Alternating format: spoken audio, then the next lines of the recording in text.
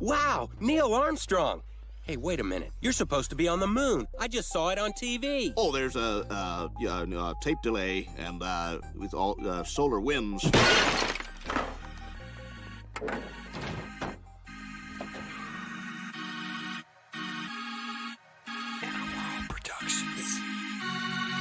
Nobody that I know of in my field uses the so-called scientific method. In our field, it's by the seat of your pants.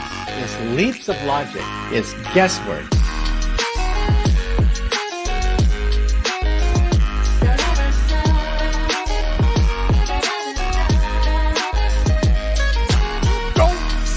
You don't see the curvature of the earth.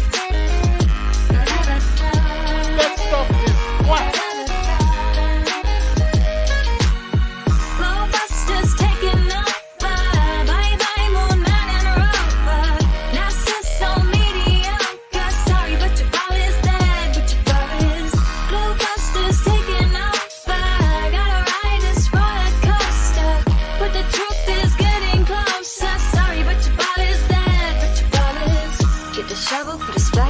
Piecing up the puzzle, need to burst your bubble. Evil gonna crumble, yeah? Sit down and be humble. Got the ball, you about to fumble. You'll get mad, cause at this fight I'm about your uncle. And then they call me the liar. I mean, it's absolutely unbelievable the pathetic techniques that they have to use to prove their heliocentric model. Vibes at the president, Jeran got the evidence. Arrows laying desert wisdom, Zack is evident. Dead to earth electric and it's resonant. Your residence is heaven sent. I hope to settle in like some sediment. If we so wrong, why they lying to discredit it? That's not too intelligent. That's a guy, not an in court, but we ain't really in the settlement. It's time to awaken from the pseudoscience sedatives.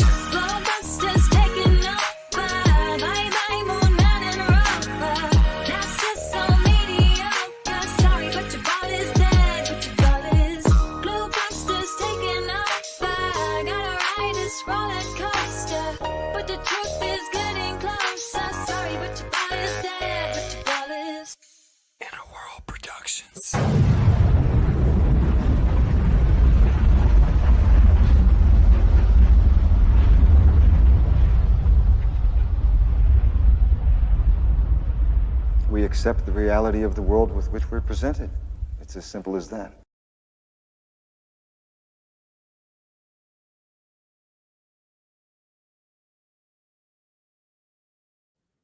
All right, welcome everybody to Globebusters. All right. Hey. I was sitting there pushing buttons again. Yes, welcome everybody to Globebusters. Who you gonna call? Hey, I'm your host, Bob Xanadid60, and let's see, you're looking at our backyard river cam right now. Just thought that'd be kind of fun to put up there. It's looking down our back hill, and we've got this very large river that goes across, and there's a dam down there, and it's just really cool. I still think this is one of the coolest things ever we got about this house because, you know, we're literally in the middle of a city, and it's like we're in the middle of a forest. So it's really cool. Really like it. I'm going to put some better cameras on the outside because this camera's shooting through a screen. It's a little bit distorted, but yeah, I really like it. So just thought I'd share that with you guys. And Cami will probably pan it around a little bit just to let you see what our backyard looks like here as we're playing with it. So we have a good show for you today. I have all kinds of nifty things to talk about. And then we're going to be taking some call-ins from you guys, because we don't do that very often. And I know that Jeran does that, and it's really very popular, and I should do it a lot more. But and I actually think I will. I think I will do it a lot more because it's kind of fun talking to you guys and you know, hearing back and forth what you want to hear us do, and just kind of stay in touch that way. So we have quite the panel with us today. We'll go ahead and introduce everybody. First up, as always, is Jeran from Jeranism. How you doing today, Jeran? Fantastic, Bob. Happy to be here. Another fantastic Sunday. Absolutely. Man, I still can't believe the amount of content you are putting out, dude. Does it get tiring? Yes. Yeah, I know. I mean, if people don't think you're working for it, man. Yeah, I've been doing some interviews too and some other stuff, so it's been keeping me busy, but not too crazy. Yeah, and you're still doing your crypto consultations and all that stuff? That's really slowed down. Yeah. I've only had like maybe 2 in the last 2 weeks. Yeah, well, things are going to go up and down. I'm just waiting for the U.S. economy to tank out totally, and then it'll be interesting to see what crypto does. Then, I mean, I'm sure it will take a hit, but it'll be interesting to see how fast it recovers. Any predictions? No, because it totally did something different than I thought. I thought it was going to be a hedge of inflation, and instead, people treat it like the dollar. When the dollar crashes, or when the dollar, it should go. Since money's worth less right now, then the coin should be worth more. If it was a hedge of inflation, but it shouldn't follow the money. Yeah, that's weird. Right? I agree. Gas is higher price, food is higher price, coin should be higher price, but it didn't go that way. Yeah, that is odd, but people aren't. This is something totally new for us. Yeah, it's just people, and they get they basically anything said on the news scares them to death. They run to the hills. There is another thing that I used to for years. I was watching because we traded currencies, between different currencies and the gold market, and that in the business I was in, and it was always where to put the money and when. So I watched it carefully for a lot of years, and I noticed a lot of the times when things went the same direction where it made no sense, it was at the same time happening with our space weather, what they were calling it, the magnetic field pulling into the south, that when we had the system pull into the south, everything would go when, again, you're right, if something goes up, something should be going down, and there should be an even pace to it. But I noticed cycles of it that went directly correlated to the BZ index that you can read on different NOAA sites, that, again, when that pulled into the heavy south, everything went wrong. In other words, everything pulled down together where it didn't make sense, and exactly what you were saying. It just so happens we have been going through those exact conditions right now. So I, thought I would throw that in there. Yeah, it is interesting. Again, and this is, the sun, the moon, everything seems to have a profound influence on every aspect of our life, not the least of which is financial. But Cami always tracked the BZ index and solar activity with financial activity. She did that for as long as I've known her, which has been about 23, 24 years now. And it is astounding, the correlation. It's absolutely mind-boggling. It really is. So that in and of itself could be something that, people could study. And, if you figure it out, you could probably make a lot of money at it. So who knows? All right. So let's move on to our next panelist. We have with us Zack Zabala. Good times for all. How you doing today, Zack? Hey, Bobo. Hey, everybody. A little bit sore after messing with those fence posts yesterday. My lower back. I'm just not as young as I used to be. Yeah, ain't that the truth for all of us? But doing great. Ready for the show. Okay. Excellent. Oopsie. Pushed the wrong damn button again. Let's see. Is that the right one? There we go. Okay. I'm doing the stream on Streamlink today. You guys may have noticed I usually do it on Skype, but Streamlink has actually made some improvements in their audio, and I'm much happier about that because before the audio was crap. It was horrible, and now it's much, much better. So I'm kind of glad to hear that. So I'm getting used to using it again. So if I screw up a little bit, cut me some slack. All right. Next up, we have, we might as well introduce Cami now since she already kind of butted in already. So how you doing, Cami? Oh, I'm doing just fine. And I told you I was going to stay in the background and not talk. And that never works well with me when I have headphones on. So and we have to wish you guys a happy anniversary. I heard your anniversary was this week. Yes, 22 years. 22. Congrats. I know. Never boring. And 22 more than Austin. I know, it's crazy. Because I never had a girlfriend more than 2 years, max my whole life. And, then along comes Cami and wow, what happened? So when you find the right one, I think you know it. And Bob, I was going to say, Bob, thank you everybody that threw congratulations up when I posted a wedding pic from 22 years ago, seeing Bob with the baby face and no beard and that. We were not babies when we were married, by the way. We were I 36 was and 40, 39. 39. Yeah, Yeah. you're 39, just getting ready to turn 40 in the picture. So we were not kind of look like babies in the picture, but people were putting in there that truth really ages you. And it's like, well, yeah, it does, but we're pretty old. So that's part of it too.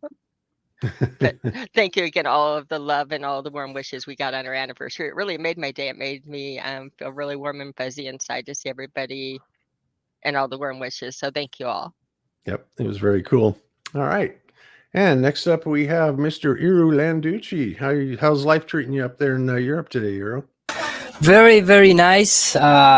We have still, hot weather and that kind of stuff, but I prefer this weather than the weather in Argentina, which right now is like 0 degrees. So my family is getting freeze down there or out there. So no, but here is everything's fine. Something at least a little bit peculiar is tomorrow is like the how you say the end of the year when you celebrate end of year. Okay, like New Year's Eve, sort of. Yeah. It's they celebrate New Year tomorrow, 1st of August, but Okay. today. No, it's not New Year. It's like national celebration. Sorry, I correct myself. But those curious thing today here, it's also celebrating the birth of Ignatius de Loyola. Oh, really? Yeah. So Okay. it's those of it's one of those coincidences that I'm start thinking why I'm here right now. Maybe I should interrupt that celebration or something like that with screaming the earth is flat and the heliocentric model on the Jesuit crap and things like that. But the universe put me here, so I am not celebrating the birth of Ignacio Loyola, but at least maybe we can do something about it. Awesome. Okay, cool. And last but not least, we have with us Mr. Austin Whitsitt. How you doing today, Austin? How's married life treating you? Doing great. It's cool. We're just a lot of stuff going on. We finally moved into the house Tuesday, so we're just trying to find furniture and link it all together and get a truck to haul it. And I had to go to IKEA to get a desk for the stream room and blah, blah, blah. But yeah, it's finally all coming together, and we'll finally get a house here soon, so it should be cool. Yeah, and we're going to be neighbors. That's kind of cool. Very nice that will be. That way I won't have to pay shipping charges to ship you your new system. Yeah, man, we'll get to kick it a lot more often. Yep. Yeah, that's really cool because, it's amazing. We didn't get a chance to see each other a lot. And I know you were busy and so was I. And we kind of kept missing each other, but now we're going to be neighbors. And so that'll be cool. Get to hang out a little bit. And it'll be nice to get to know Kai a little bit too. So that'll be very cool. All right. I think that's everybody on the panel. Yes, it is. Very cool. All right, guys. So like I said, we're going to do some call-ins a little bit later on in the show. And in the meantime, I have a couple things. What a picture. Okay. In the meantime, I have a couple things I want to show you, just some interesting news articles that I find quite interesting. And where is it? This one? Nope. Let's look at this one first. Some new black hole, some new dark matter, something like that, right? Yeah, something like that. Yeah. Yeah, of course. Yeah. So actually, I have to kill the screen share on this. Share, stop share. There we go.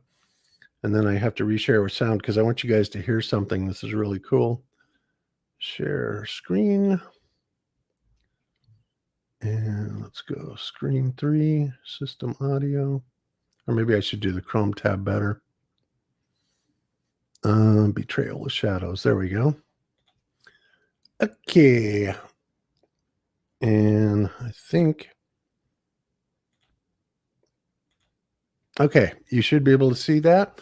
So guys, this is really interesting. You guys have all heard, Einstein's, theory of relativity and dark matter, and how they can't figure out how anything in outer space works because of, um, you know, they can't figure out where all the gravitational pull is coming from. Of course, we know that's all nonsense, but they have been very diligently working from several universities all over the world to try and find this, elusive dark matter. Well, they're at the point now where they've just about realized that it ain't there. It's over. They're never going to find it. And they're actually starting to slowly change their paradigm to thinking that, well, maybe what we're seeing out there in the cosmos is electric, right?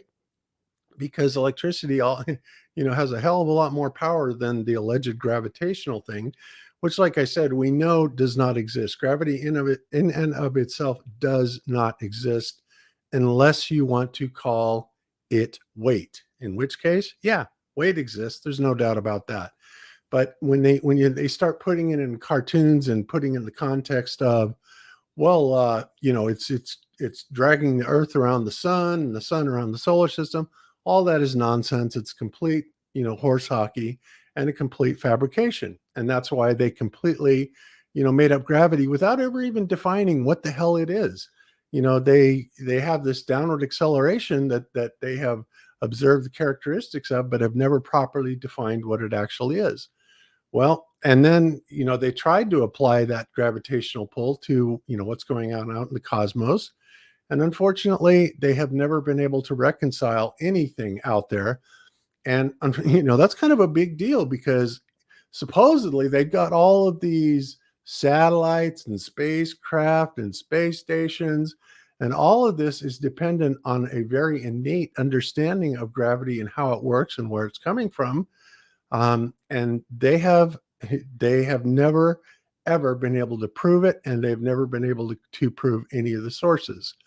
So, as you guys know, and in fact, all the calculations and the equations and the math behind any space travel in the so-called near Earth orbit is based on Newton principles, not even Einstein principles. So what they are sending, what they are doing. In fact, one of the biggest problem for me, or at least why the people don't understand, that it's impossible to reach the escape velocity, 27,000 kilometers per hour. We don't have any things to reach that, especially the big rockets. So what they are doing. Yeah. Which by the way, it just happens to be Mach 33, guys. It's like, give me a break. Yeah. Let's celebrate the Yoyola birthday. Yep. They stick that 33 in everywhere. It was also in, they had quite a few instances of 33 that showed up in the new Top Gun movie as well, guys.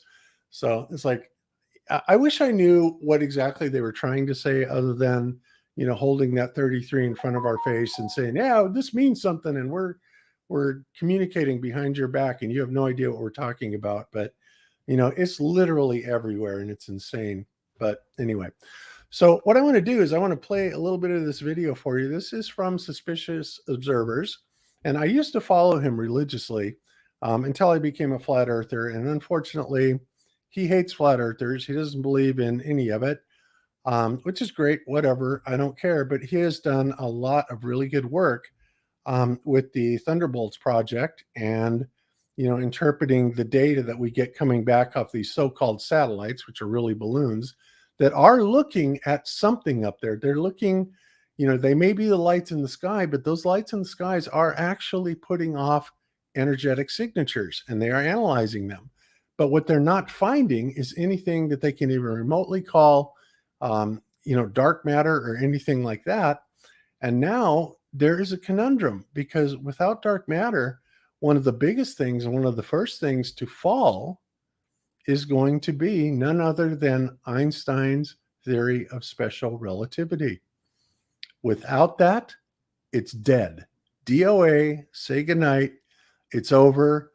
And that means that all of these calculations that they have supposedly done, the GPS and the relativity calculations, all this stuff that they're attributing to what's going on with keeping the satellites synced up there and spacecraft operations and God knows how many other things they have attributed it to. Everything is calibrated. Exactly. Michio Kaku, one upon a time, he said in those of his shows that if Albert Einstein theory is wrong, we need to calibrate everything.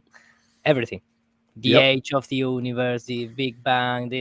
Of course, they are calibrating Narnia, so it's not going to affect our daily basis, quote unquote. At least everything fall down in terms of the economic things like that, which nobody's going to do that. Yeah, exactly. So anyway, here is a little interesting news tidbit. I'm going to let Ben take it away here. We'll play a couple minutes of it and then talk about this, but it's pretty interesting. And, I almost anticipate what's going to happen. Like anything else, is NASA is going to simply ignore it and go on business as usual, acting like this still works, even though every freaking astrophysicist and university in the world is aware of these results, right? Saying, sorry, guys, this is not there. And it just seems like NASA just ignores it. They don't even acknowledge it, like many things, many of the problems that they have, and then they just keep on carrying on like it actually exists. But this is some bad news for relativity. It's some bad news for NASA. It's bad news, period, for them. And now they're going to have to consider a whole new paradigm. So here we go. Let's take a listen. Good evening, folks. The last stand, the final reach is underway. Can you guys hear that okay? Perfectly. Yep. All right. Good deal. And make sure everybody in the chat here's okay. And let's continue. Those looking for dark matter are at the end of the road. A road we said they'd walk now over a decade ago, only to arrive at nothing. Liquid xenon detectors, argon detectors, collider experiments. In 2011, we bet against billions in funding and the world's best scientists and boldly proclaimed they would find nothing. So far, we've been right. Now, the first round of the finale is in the books and nothing has changed. I want to bring folks up to speed on our claims, what has been discovered, and do so with the best clips from our 2019 plasma cosmology movie. We will come back at the end for another bold proclamation, but we're going to start with a dark matter reality check.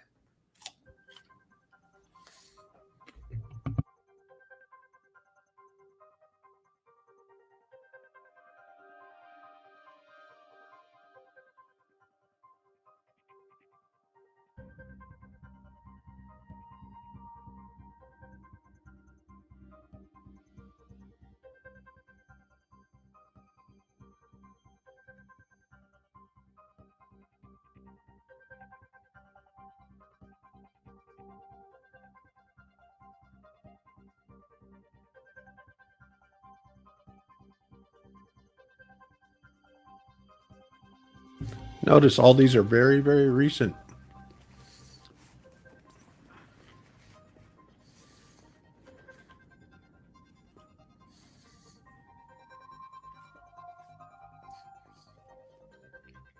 Yeah, you're definitely looking at things all wrong, all right.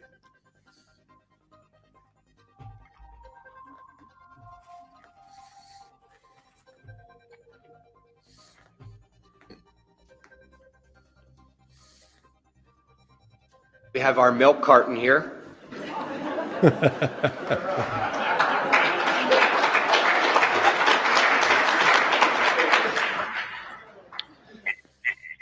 not there. It's just not. This dark matter model is probably not completely correct. Taking all these together, it poses a real problem for our understanding of cosmology. We have had to sort of invoke some tooth fairies to keep things sensible. One of those is dark matter. Supersymmetry is my favorite example. It was a beautiful idea, very compelling, was basically accepted widely in the 80s.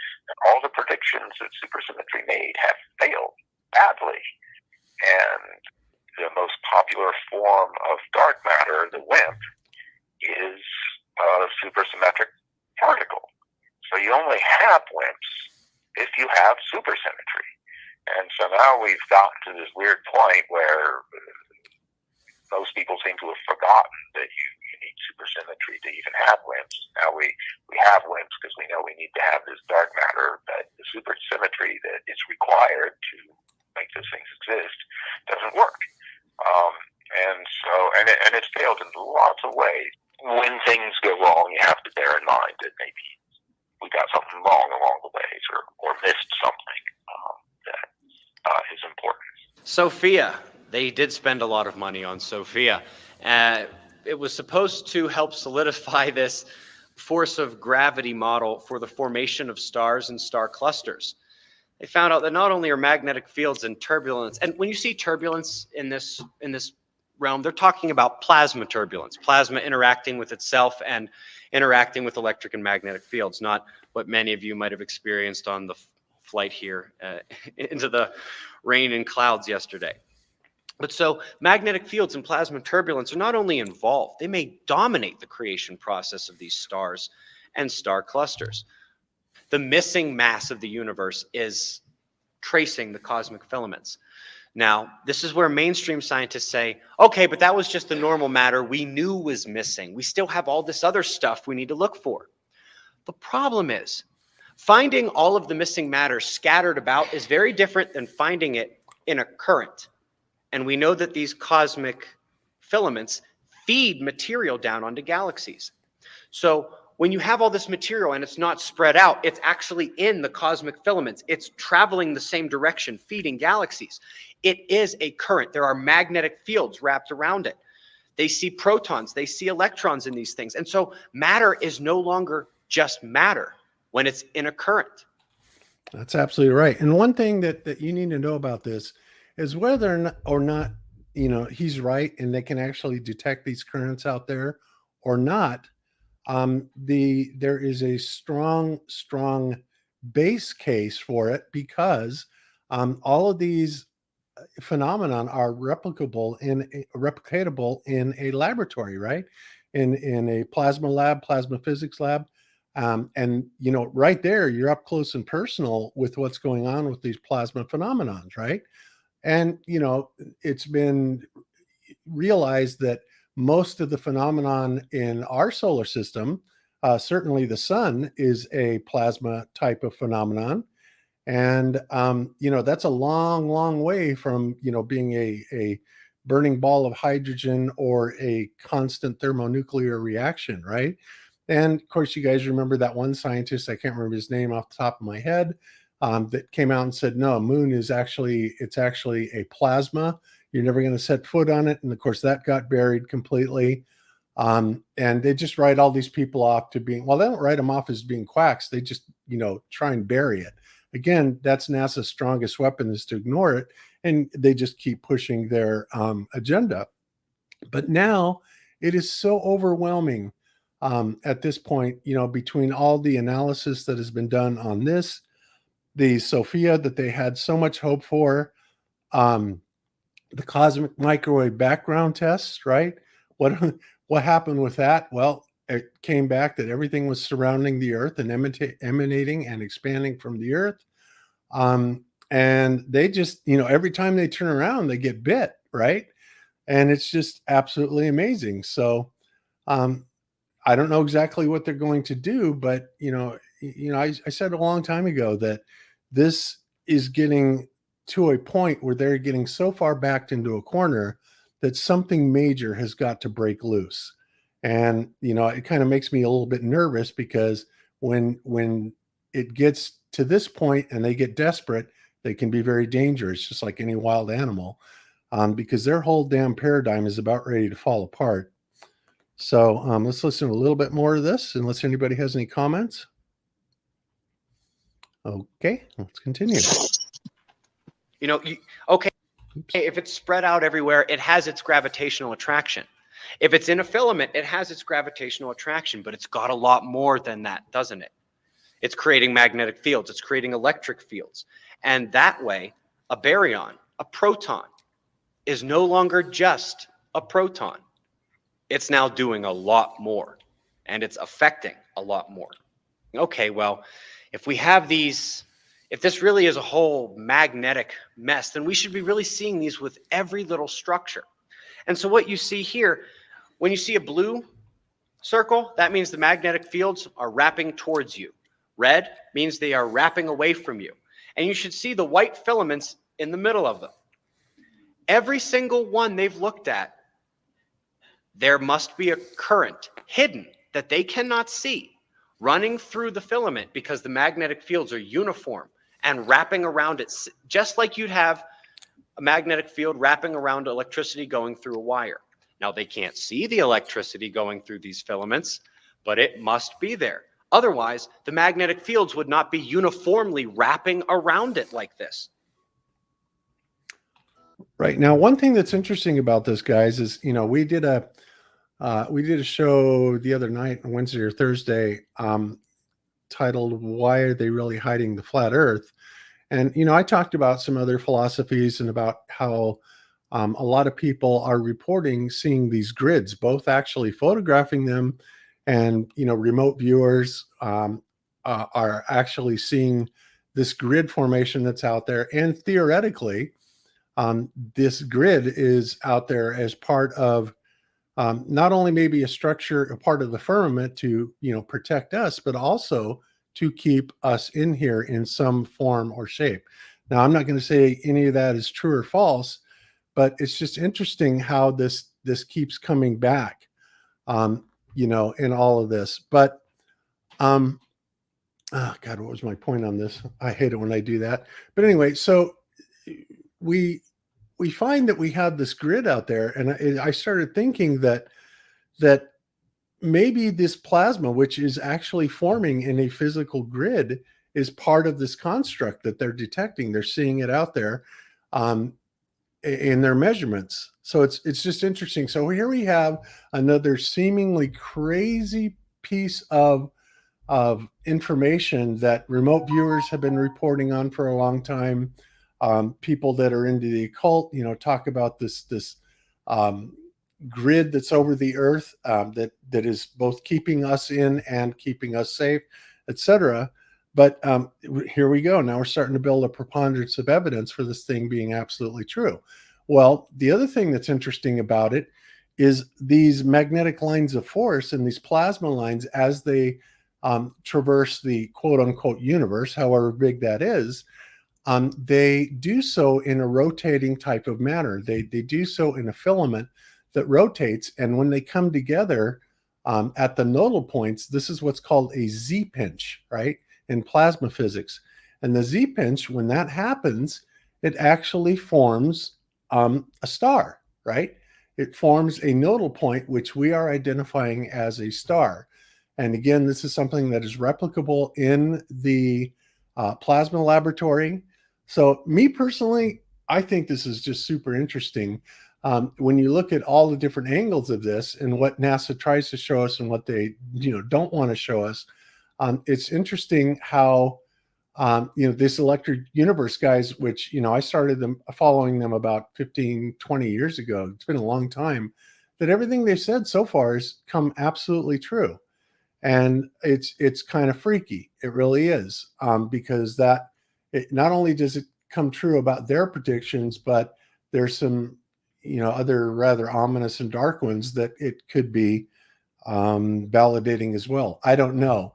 But one thing I do know is all the crap that NASA has told us is complete BS.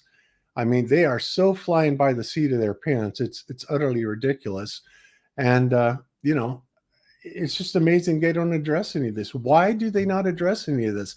With all this overwhelming amount of information, of course, all the fanboys, they do the same thing, right? Oh, yeah, electric universe is just nonsense and it's bullshit. But it's like, yeah, and we've got every freaking university in the world that is doing, these experiments and proving everything that NASA tells us is wrong. So, I mean, what do you guys think is happening here? I mean, why? Obviously, they've got an agenda to protect, but do you think there's anything else that's going on with this?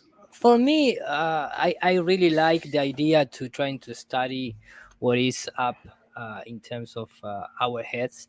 But I think sometimes it's a little bit distracting.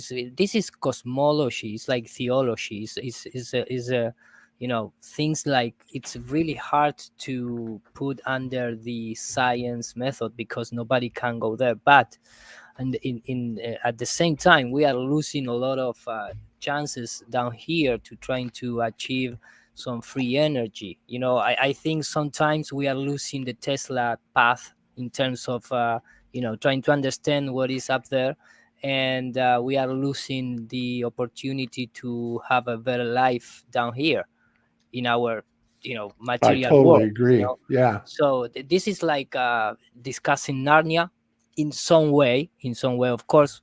I mean, remember in the press conference after the supposedly moon landing, when a British journalist asked to the astronauts or astronauts, what is the important for humankind to get on the moon?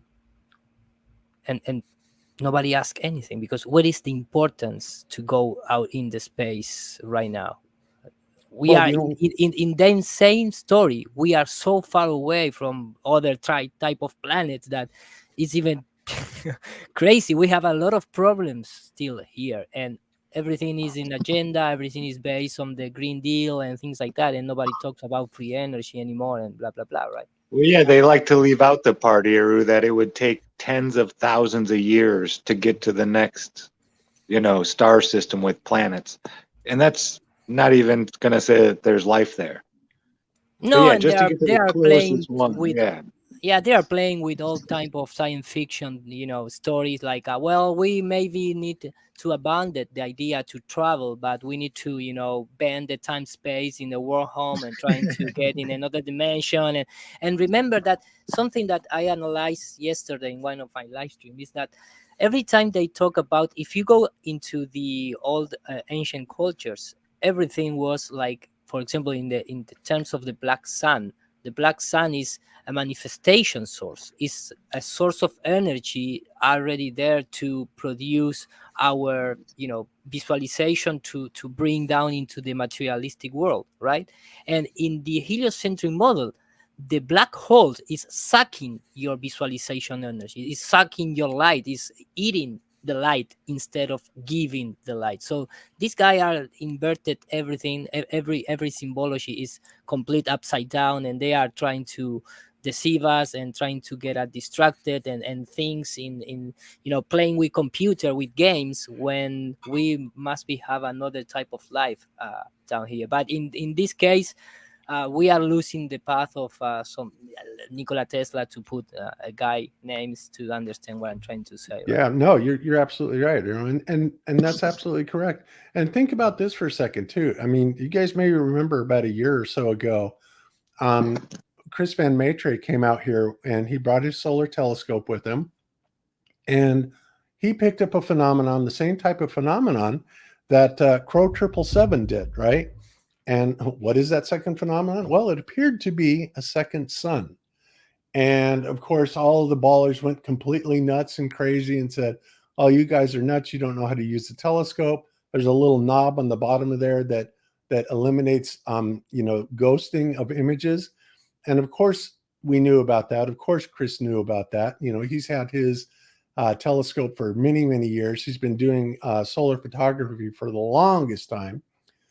We then backed that up by one of the primary astronomer that works for the SLU Astronomy, who said point blank, "Yeah, we do have a black sun. It's absolutely there. NASA doesn't want people to know about this, but it's there, and it's very relevant, but it's something that they don't want anybody talking about." Well, so when we finally got a picture of it, and it was interesting, Chris was able to get it not only in our front yard, but he went to Karen B's house, which is about 33 miles from our front door. And that's the truth. So up to the north of us, and he got the same phenomenon there. So but it showed up in a slightly different position. But here's the thing, guys, that made that so weird. And this is when we started talking about optics and what actually happened.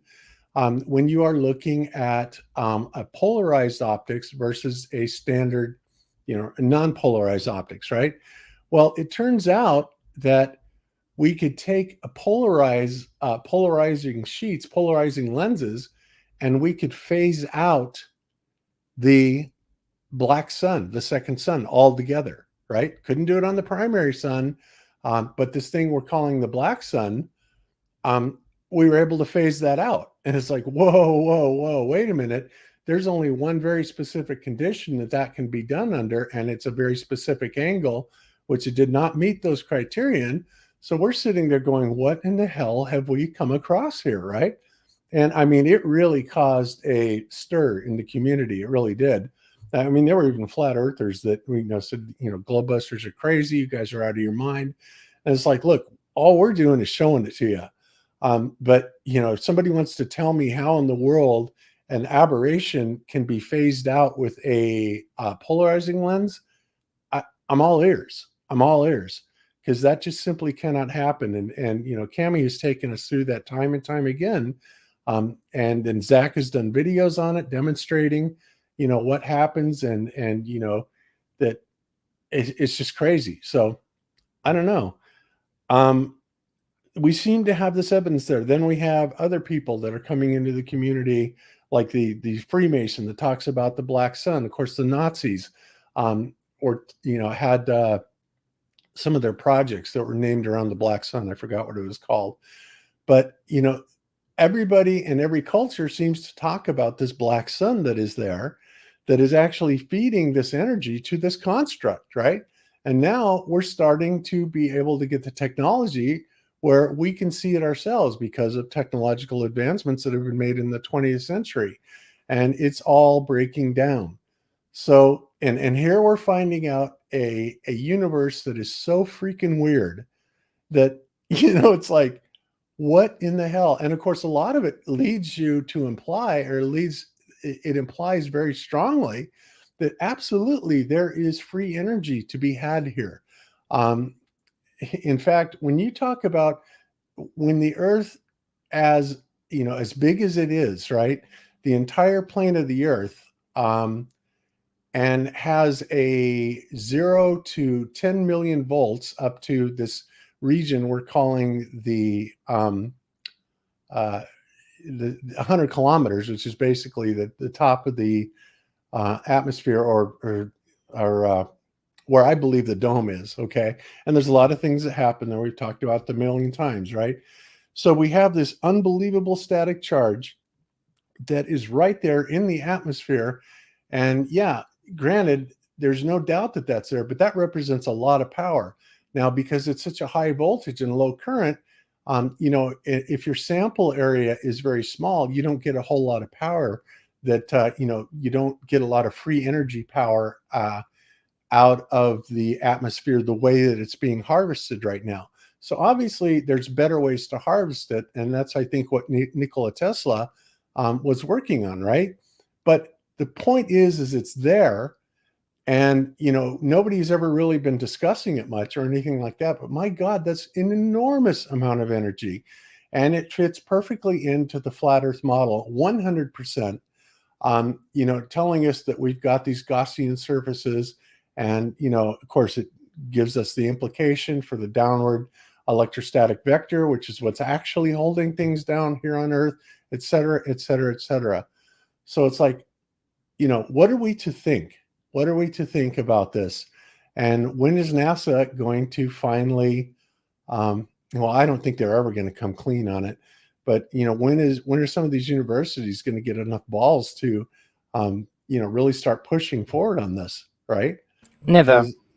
Yeah, Because, well, I know. because universities and institution is academy controlled by the agenda. Maybe some scientists, some individuals trying to talk, and already we have a lot of guys who talks about that, but we are making more than any university out there.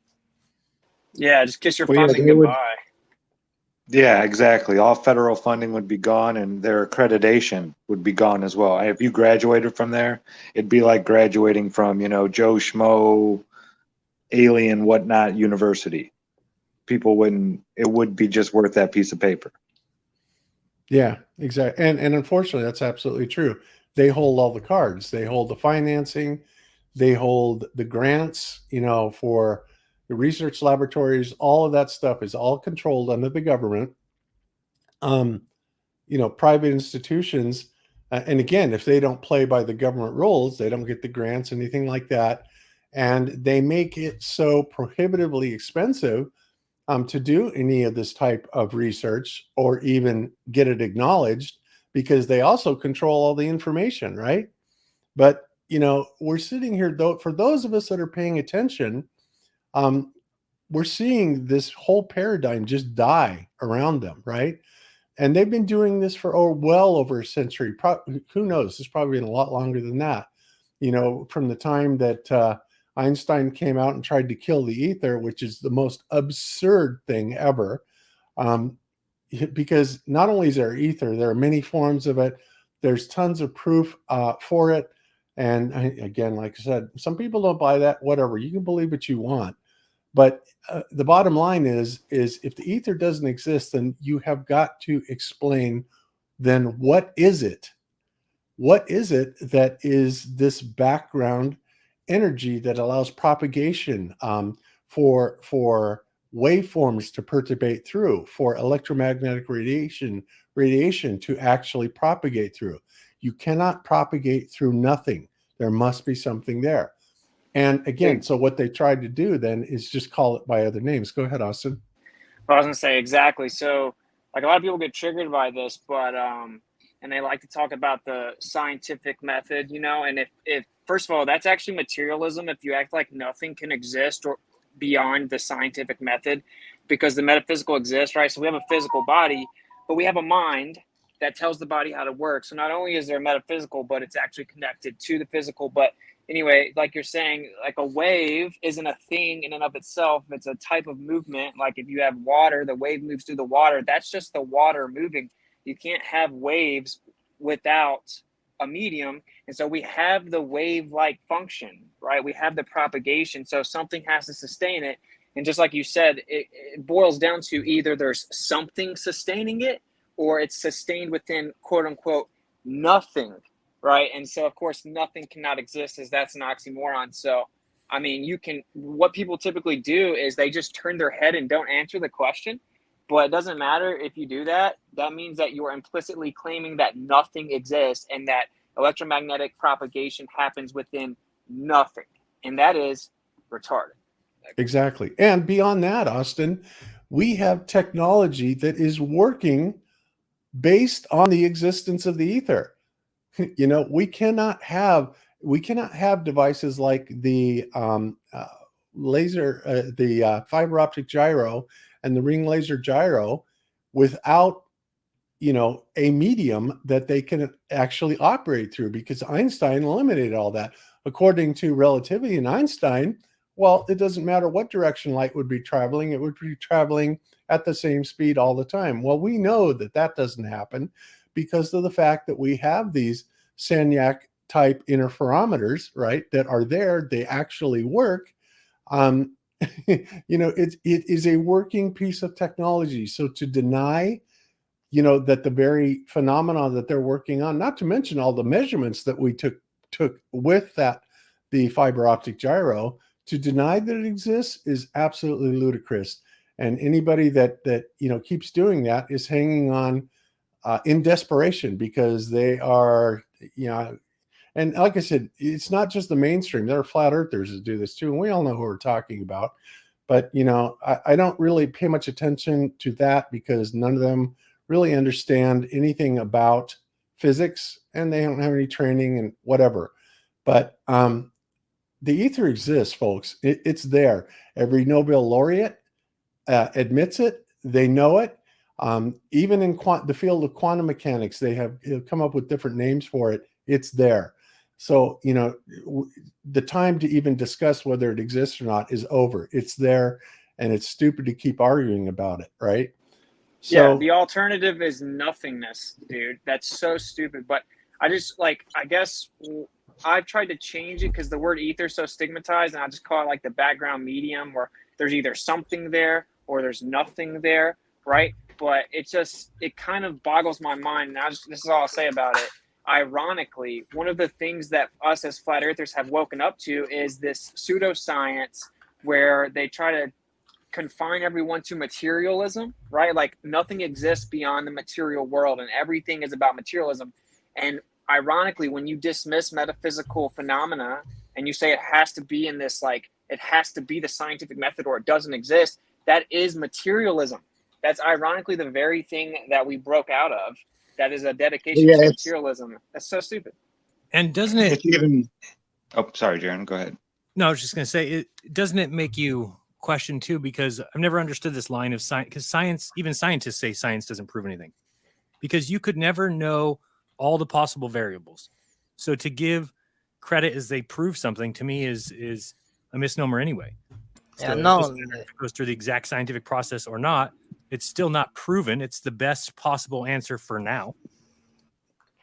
Yeah. And you know, something that is very funny is that even the most materialistic guy out there needs to believe in antimatter to, you know, trying to explain some of their, you know, model. So how could even consider that you need the antimatter to produce the universe in that symmetry theory and things like that, you know? Exactly, dude. Antimatter. I am a materialistic guy, but I need to assume that we have antimatter. And virtual particles and quantum foam and all this nonsense. It's like, bro, you're still making metaphysical claims. You're just not smart enough to realize it. Or it's your beliefs you convince people are true, which is the most shocking thing of all the truth that I found in the last 7 years. Is that they literally they either don't realize that they're the biggest religion of all. For proof, look at Byman Dan and his tattoos. Nobody else tattoos men's names on their arms except for Jesus Christ or your family. So if it's not your family, it means you only tattoo your savior, your religious heroes. So it makes sense that he has Newton and Einstein and Sagan and all these guys' names tattooed on him because that's literally his hero. That's who allows him not to believe in God. Right. So religious hero. And you know, it seems to be there's two distinct actions going on this, right? You have the mainstream, which is proposing all these Narnia theories and you know, things like dark matter and you know, mass. They have no idea where mass even comes from. We did a whole show on that, and it's astounding that, you know, the number one variable of all time in all of physics, you know, the M variable and the E variable, neither one of them have been defined worth a damn. And in fact, it's in complete contradiction all over the place, right? So we did a show on that. It was called Sunday Mass. If you haven't seen it, look it up. It's on one of our channels, I'm sure. And it's absolutely astounding that the mainstream is clueless, you know, about what mass actually is. And yet they would have you believe that they've got it all figured out 100%. But unfortunately, if they did, they wouldn't have to invent all these other Narnia support systems, like relativity, which has never been proven, or even claiming that they are able to detect gravity with laser interferometers, which measure physical length, right? Changes in physical length. What does that got to do with gravity, right? Well, they say gravity, when it passes that gravity wave, and what's waving, right? When the gravity wave passes through matter, it changes the size of it. Really? Well, and what proof do we have of that? Gravity travels now and does all kinds of cool things. Yeah, it's unbelievable, right? Dude, it's not even agreed upon. Like the contraction mechanism to this day, no one even agrees on it or how to do it or what it is. Like to this day, it just made up. And they say it's like 1/1000th of a proton. It moves the string. Exactly. Yeah. You're going to love an article I'm going to show you in a bit, Jeran, that you know, keeping that in mind, that 1/1000th or even the width of a proton, whatever, you know, for them to be able to say that they're detecting that in these conditions, you're going to go, give me a break. But we'll get to that in a few minutes here. So, and then, oops. Oh, go ahead. I was going to say that I really think all of this goes back like to the beginning, and when they talk about science and how they cannot come they will go at all costs. Jeran states it so well, in that where they go at all costs, not to point to us at the center of the universe, or this is an answer to be avoided at all costs. Karen put it well that they said Globebusters is if they accept all of those realities about the structure of the universe and planet Earth, the whole established system will crumble. Right. These scientists have to invent stuff because they were given parameters that you can do anything but have a flat stationary Earth. This would crumble society. This would make religion come and take over and go over the lines. Anything you do anything but make this Earth that works with the creation stories, because that will just set us back and make it that people will lose all respect for science. So again, they're given the parameters that they can't go to the right answers. So what can you do when you have to put together a puzzle and you can't reach for the right pieces, because even though those pieces are right, they say these pieces have to be avoided at all costs. You cannot say this, you cannot go in that direction. Right. Based So on you have philosophy. based on philosophy. And Yep. so you'll get into, again, this trap on it that at some point you lock yourself in there really, really deep. And at what point can you start looking at the truth, because you've built up entire foundations based on lies because you weren't allowed to go towards the truth. Yeah, absolutely true. But that was So- from Karen. I thought that was a great statement. And yeah, it go is. ahead. It's very profound. And people wonder why, people are losing faith in science. And it's like, well, unfortunately, it's because they have been convinced that what they're selling as science is complete hogwash and is truly scientism, right? Truly scientism. It's not science at all. Michio Kaku, they come out and admit it at every turn. Oh, it's fly by the seat of our pants. We speculate, wild guesses, all this stuff, right? The big one for me is when they sent those dinosaur bones into that lab and they came back at 10 and 12,000 years old. And then the PhD scientist told them, oh, those are dinosaur bones. And they got banned and they got in trouble and they got their paper withdrawn from some competition or something. And the lab told them, you can never send dinosaur bones here again or send anything here again because you failed to tell us they were dinosaur bones, which tells you that they have to press a button on the dating machine that says, oh, these are bones, so that it makes sure it dates them over 67 million years old. Because if you don't do that and you just put the bones in and some leftover carbon or whatever, then it comes back as 12,000 years old. That's right. And this is what happens when you have an organization like the government that is running an agenda, right? That's not true. It's an agenda full of lies to blow smoke up everybody's ass. And they have to control it at every turn, right? So if you don't follow that agenda and you don't keep things within their paradigm, again, you lose funding, you lose tuition grants, you lose everything, right? Because they're the ones that have doled out all the money. Military contractors, anything like that. You have to play by their rules, and anybody that doesn't get any finance, they don't get any recognition, they don't get any publications. And this is not science, ladies and gentlemen. This is nonsense. It's absolutely unbelievable. Yeah. And then you have the flip side of that. Go ahead. Oh, okay.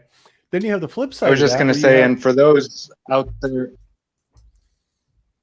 oh, go ahead. That was me, Bobo. I was just going to say that, for those that are saying, oh, this is starting to sound kind of conspiracy theory that the government's against us and this and that. I mean, here's a quote from William Casey, director of the CIA. We'll know our disinformation program is complete when everything. Oops, you muted. When everything we tell the American public they believe or something like that. When everything the American public believes is a lie. Right.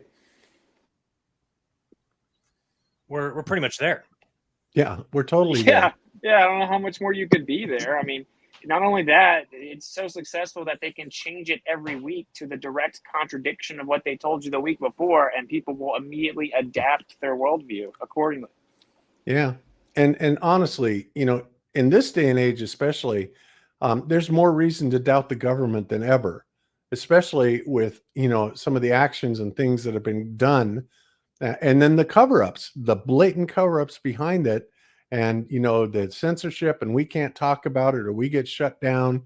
I mean, it is so freaking obvious, and it just blows me away with this being so brazen and in your face that anybody can't see it. And yet there are those people that cannot, because they are so deeply asleep. Either that, or half of them, I have to wonder how much money and resources are being diverted into hiring shills, basically, to change the narrative. I mean, we all deal with it, right? And it just seems to me like there's a whole lot of people out there that anything that is not the standard mainstream narrative, there are an army of people that are fighting for it, and they're not fighting with facts. They're fighting with insults, with threats, with everything that's wrong, right? They're not carrying on any logical discussions or anything like that. So I don't know. It's just amazing. People, I cannot believe that this is not seen, but it's not. And then, like Another I said, thing, oops, I was going to say too, another thing they could be doing is with the people that speak in such a rabid way, and that you don't even have to hire or pay them. If you look at, I was looking at the analytics on Globebusters and seeing that YouTube wasn't kidding. They're not feeding us any people from YouTube. They say they are not recommending flat earth, and in fact, they're tamping it down. So unless you are subscribed and say notify, you're not going to see this. Our feeds are coming in from Reddit. Where are people going when they type in even Globebusters or flat earth?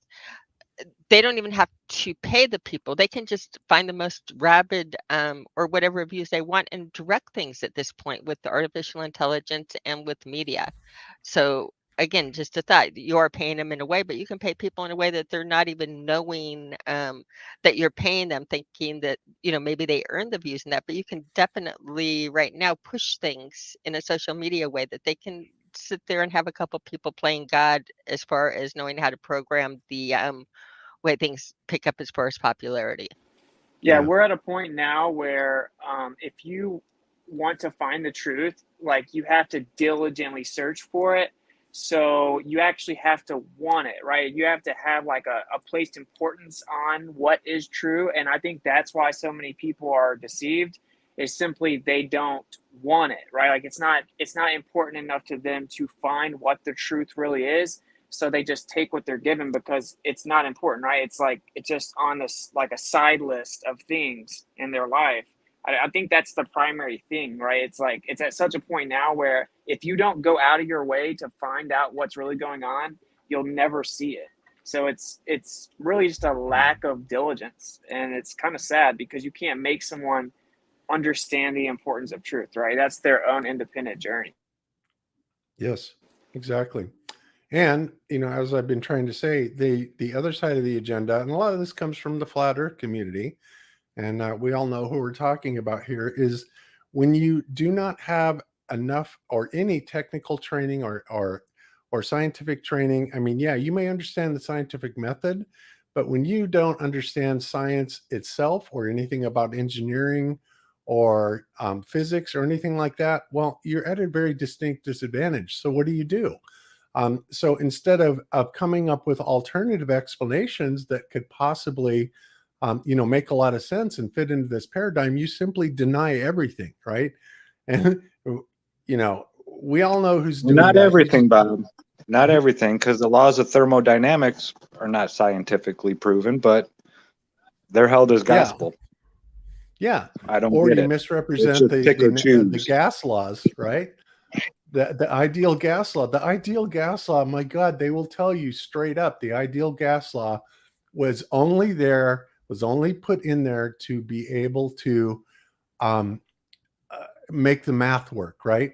And when I speak of the ideal gas law, I talk about the concept that gas is always moving, and it always will be as long as there's stimulation, whether it's pressure or whether it's heat. It's always bouncing off everything all the time, and it's always going in all different directions. Unfortunately, that's under ideal conditions. It doesn't work that way all the time. It doesn't always get that stimulation. And when that happens, it slows down, it succumbs to the downward electrostatic force or gravity, or whatever you want to call it. And then it drops to the bottom, just like everything else does, So again, you have to really keep this in mind about certain channels. Like I said, we all know what we're talking about. I don't want to really give them the time of day because they piss me off, honestly.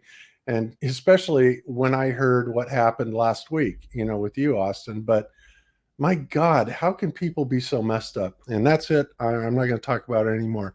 Let's get back on subject here. All right. So anyway, so much is going on and we're seeing it very clearly. And again, that's why we are offering alternatives here. I mean, I follow all kinds of different things. I don't really kick anything out unless it's just completely absurd, to my own satisfaction. But I try and keep an open mind, and I think all of us do, about what's going on. I mean, even to the point where I give some credibility to some of the more crazy sounding things, like, this is not, this place that we're in is not necessarily a place that we want to be in, right? For various reasons. And of course, you can get into different philosophical reasons for that. But I'm talking more about the scientific evidence for the physical construct that seems to be here, that comes in under a multitude of disciplines, whether it's electrical engineering, plasma physics, or even remote viewing. The evidence keeps coming in, right? And so what we like to do is try and, spitball things, try and put, figure it out what's going on here. Because again, the government's never going to tell us anything. And ultimately, it's our job, in my opinion, to present you with the things that we see, but it's your job to make the decision and nobody else's. And don't ever let anybody do that for you. And if you do, you're only betraying yourself, and that's all I can say about that. But we're simply not going to go along with the mainstream narrative. And this is another thing that really drives me crazy. Even with a lot of flat earth channels, I do not understand why you people out there allow the trolls on your channels, right? And all I want to say is this, everybody has the right to do whatever they want with the trolls on their channels. But, because when I say something about that, I usually get a response of, well, it's censorship if you don't let them talk too. It's like, no, it's not censorship. They're there for a reason, guys. And when we see the same people year after year after year for 8 years that come in and do nothing but troll people and insult people and all of this stuff, why do you let this happen? Do you not understand that the people who are there to learn want to be in an environment where it is where they can talk to other people and not be afraid of being insulted, not be afraid of expressing what they think or any experiences that they have? And when you let these damn trolls in your chat all the time, all you're doing is you're killing your viewership, for one.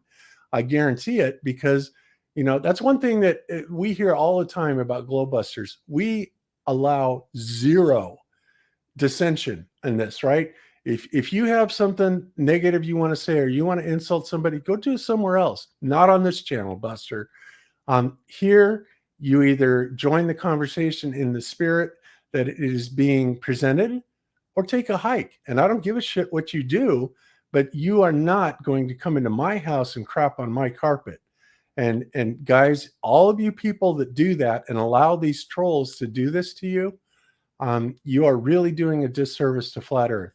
Now, you can disagree with me if you want, that's fine, but that's how I feel. Does anybody have any different feeling about that? No, I would just like to say, I think this is a good way that maybe it'll resonate with people, because I think this is where Flat Earth needs to step their game up. And it's like in the professional quality aspect. If you look at the biggest podcasts in the world, which there are famous podcasts and streams about everything you can think of, they do not entertain that, right? Like they don't entertain like the anti whatever they're talking about group, right? Like the people that just hate them and they're they don't entertain them. They don't go back and forth with them. They certainly don't debate and scream back and forth with them every day for hours. The real successful channels that are reaching lots of people in whatever sector, they don't address that. It's just like a famous musician just ignores the haters. A famous actor ignores right? Like if you're going to really make an impact, the last thing you should do is like give all your energy to this like toxic, and I will be the first to admit I've done that too much in the past. And I think that if we should just take a look at it, Flat Earth isn't different than everything else. If you want to make a big impact, you don't let your energy get drained by those who are strictly there to try to derail. And no one that's really successful or makes a big impact gives those people energy. And you can look at any field in the world, and that's the case. So I don't think that we should be any different. Yeah, amen. Yeah. And also, you must be remembered that you know, there is in metaphysics and other in other initiation processes in terms of gain more how you say in English, to trying to become more wise.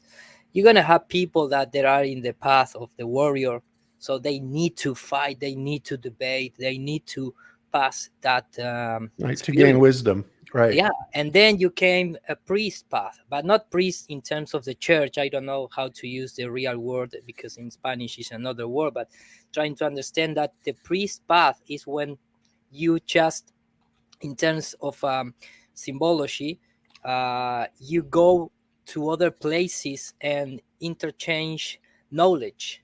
You go, it's like I'm gonna travel around the world, sharing my knowledge and trying to incorporate new knowledge. And then when you success in that phase of the life, you become a wise master. I don't know how I don't know how to say in English. So everyone has those stages, and it's nice to be to walk that path. I used to have my 6 hours of debate with people in YouTube, in the early 2015, and I never changed that experience because I learned a lot.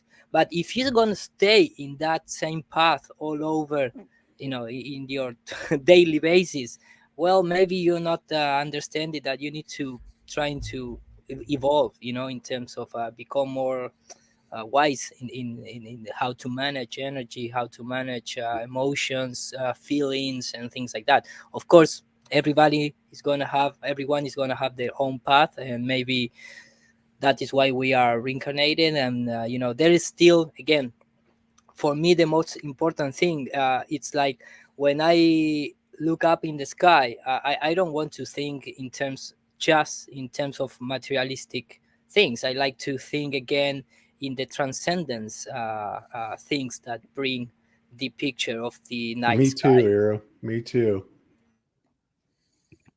I have a thought on this one too. Is I noticed that one of the things that people really call out the most is they call foul that you're cutting our free speech and you're censoring us and how dare you. And I just want people to stop and step back a second and see what they're saying and what's really going on. Free speech is your ability to have free speech and create a channel and create a place. All of these people in the chat can create a channel and draw an audience to them. Now they have no charisma, so they cannot bring an audience to them because they're pretty much toxic. So they feel that they can hijack other people's audiences. They feel it's their right. They feel it's their right, and that if the chant can't be all about them, and if every answer or every question is not answered, all of the sudden that they are being censored and they play victim. I mean, they're such pussies. They play such the pussy victim that I can't stand it. But it's really, they do have free speech and they can go to their channel and create a video anytime. They won't get an audience, and that's why they try to hijack other people's. But I never feel bad about taking them out. Again, free speech means that they can go to a channel and do it. What you cannot do is constantly say it's my right to take over everybody's channel that I don't like and make their place so toxic that nobody else wants to be there. I don't go into chat rooms and I'll sit back with there. When I'm in a chat room, I like it to be a friendly, fun place. I don't think that if you wanted trolls in there, that should be your right on your channel. That's what free speech is all about. So if you really want to have that type of energy, do it, but you should not feel bad for a second or feel like these people are victims. Again, if they want to say something, Don't put let it them on be your channel. Don't let them take over your Don't channel. let them manipulate you to do that. Because I mean, like, think about this for a second. There's this one guy, right? This Professor Phil Bell. I'm sure we all know who that clown is, right? He's supposedly some engineering professor in Australia. And this guy has nothing better to do. And obviously he's on a payroll somewhere. I mean, there's just no way either that or he is the world's biggest loser. But this guy, he goes on all these flat earth channels and, you know, along with all the other trolls and losers, and they sit there and they call the flat earthers names, talk about how stupid they are. They blatantly lie about everything, right? And then when you cut them off, oh, you're censoring me. You guys, you just want to talk in your echo chamber. It's like, no, we want to actually have a discussion about what we're talking about and not listen to your belly aching and your bullshit. And the fact that you are hired to be here and we know it, we're not stupid. You know, like I said, go start your own troll caves. You've got them. You're out there. The problem is unless YouTube, you know, promotes you to the nth degree, like every other video after every flat earth video, you get nothing because you are literally a tank of snakes. All of you are. Dude, And that guy has no exaggerations on like 30 different occasions sent me like paragraph rants on Discord without ever getting a response. The Professor Phil guy. And the analogy I just used in the chat is Jimi Hendrix was just incredible at the guitar. And he didn't like argue with someone every day who was telling him that he sucks at the guitar. He just went and like shredded on the guitar. And if he was at a concert and some dude comes in there and starts booing him, everyone would be like, dude, leave. You don't have to be here. We want to hear him play the guitar, not you claim he sucks at the guitar. Right? So it's like, leave the concert, bro. No one wants you here. Exactly. I just think about the public school system and how if you walk into a public school system, right, you're just into any kind of school and you start cursing out the teacher, how long do you think you're going to last in that classroom? You know, you're not going to last very long at all. You're going to get expelled. I'm sorry, you're disrupting the peace here. And, you know, people... Yeah, and you're not going to be able to say, hey, it's for my free speech, man. Even if they're your kids, right? It's like, no, they're not going to let you stay in there. You have personal boundaries. And this is like, you know, if you walk up to someone on the street and someone says something abusive towards you, okay, you can tell them to get back. You know, I'm sorry, you don't get to talk to me that way. You know, talking to me is a privilege and you're abusing that privilege. And, you know, you have personal boundaries and the same personal boundaries that you have, you know, in person to person should also you should also have that online. You know, you should have the right to be able to walk away. And, you know, when it's on a YouTube channel or something like that, then sometimes blocking that person is you walking away from that person. There's no reason. Yeah. Because you can't really just leave the room like that. Okay? You've got to kind of create a boundary and Yeah. And Jeran and I, if they come and follow you around, that's called harassment. If you can't turn them off in person-to-person conversations. And so, yeah. Well, you know, and Jeran and I have said since day one, you know, if we don't like something, we don't listen to it. If I think something is crap, the last thing I'm going to do is even pay any attention to it, let alone go and troll it. And then if I can't troll it, bitch about it that I can't troll it. It's like, you got to be kidding me. What? This is so terrible. Like I'm going to watch every single episode and just tell them just how much I hate them in every single episode, right? Yeah. There's a byproduct of this that's sad, though, and there's been many disintention. If this has happened to you, let us know and we'll unblock. But what does happen with the heavy trolling that gets done, and we all know who the people is, we can get hostile. You can get to the point where you see this stuff and it just makes you angry.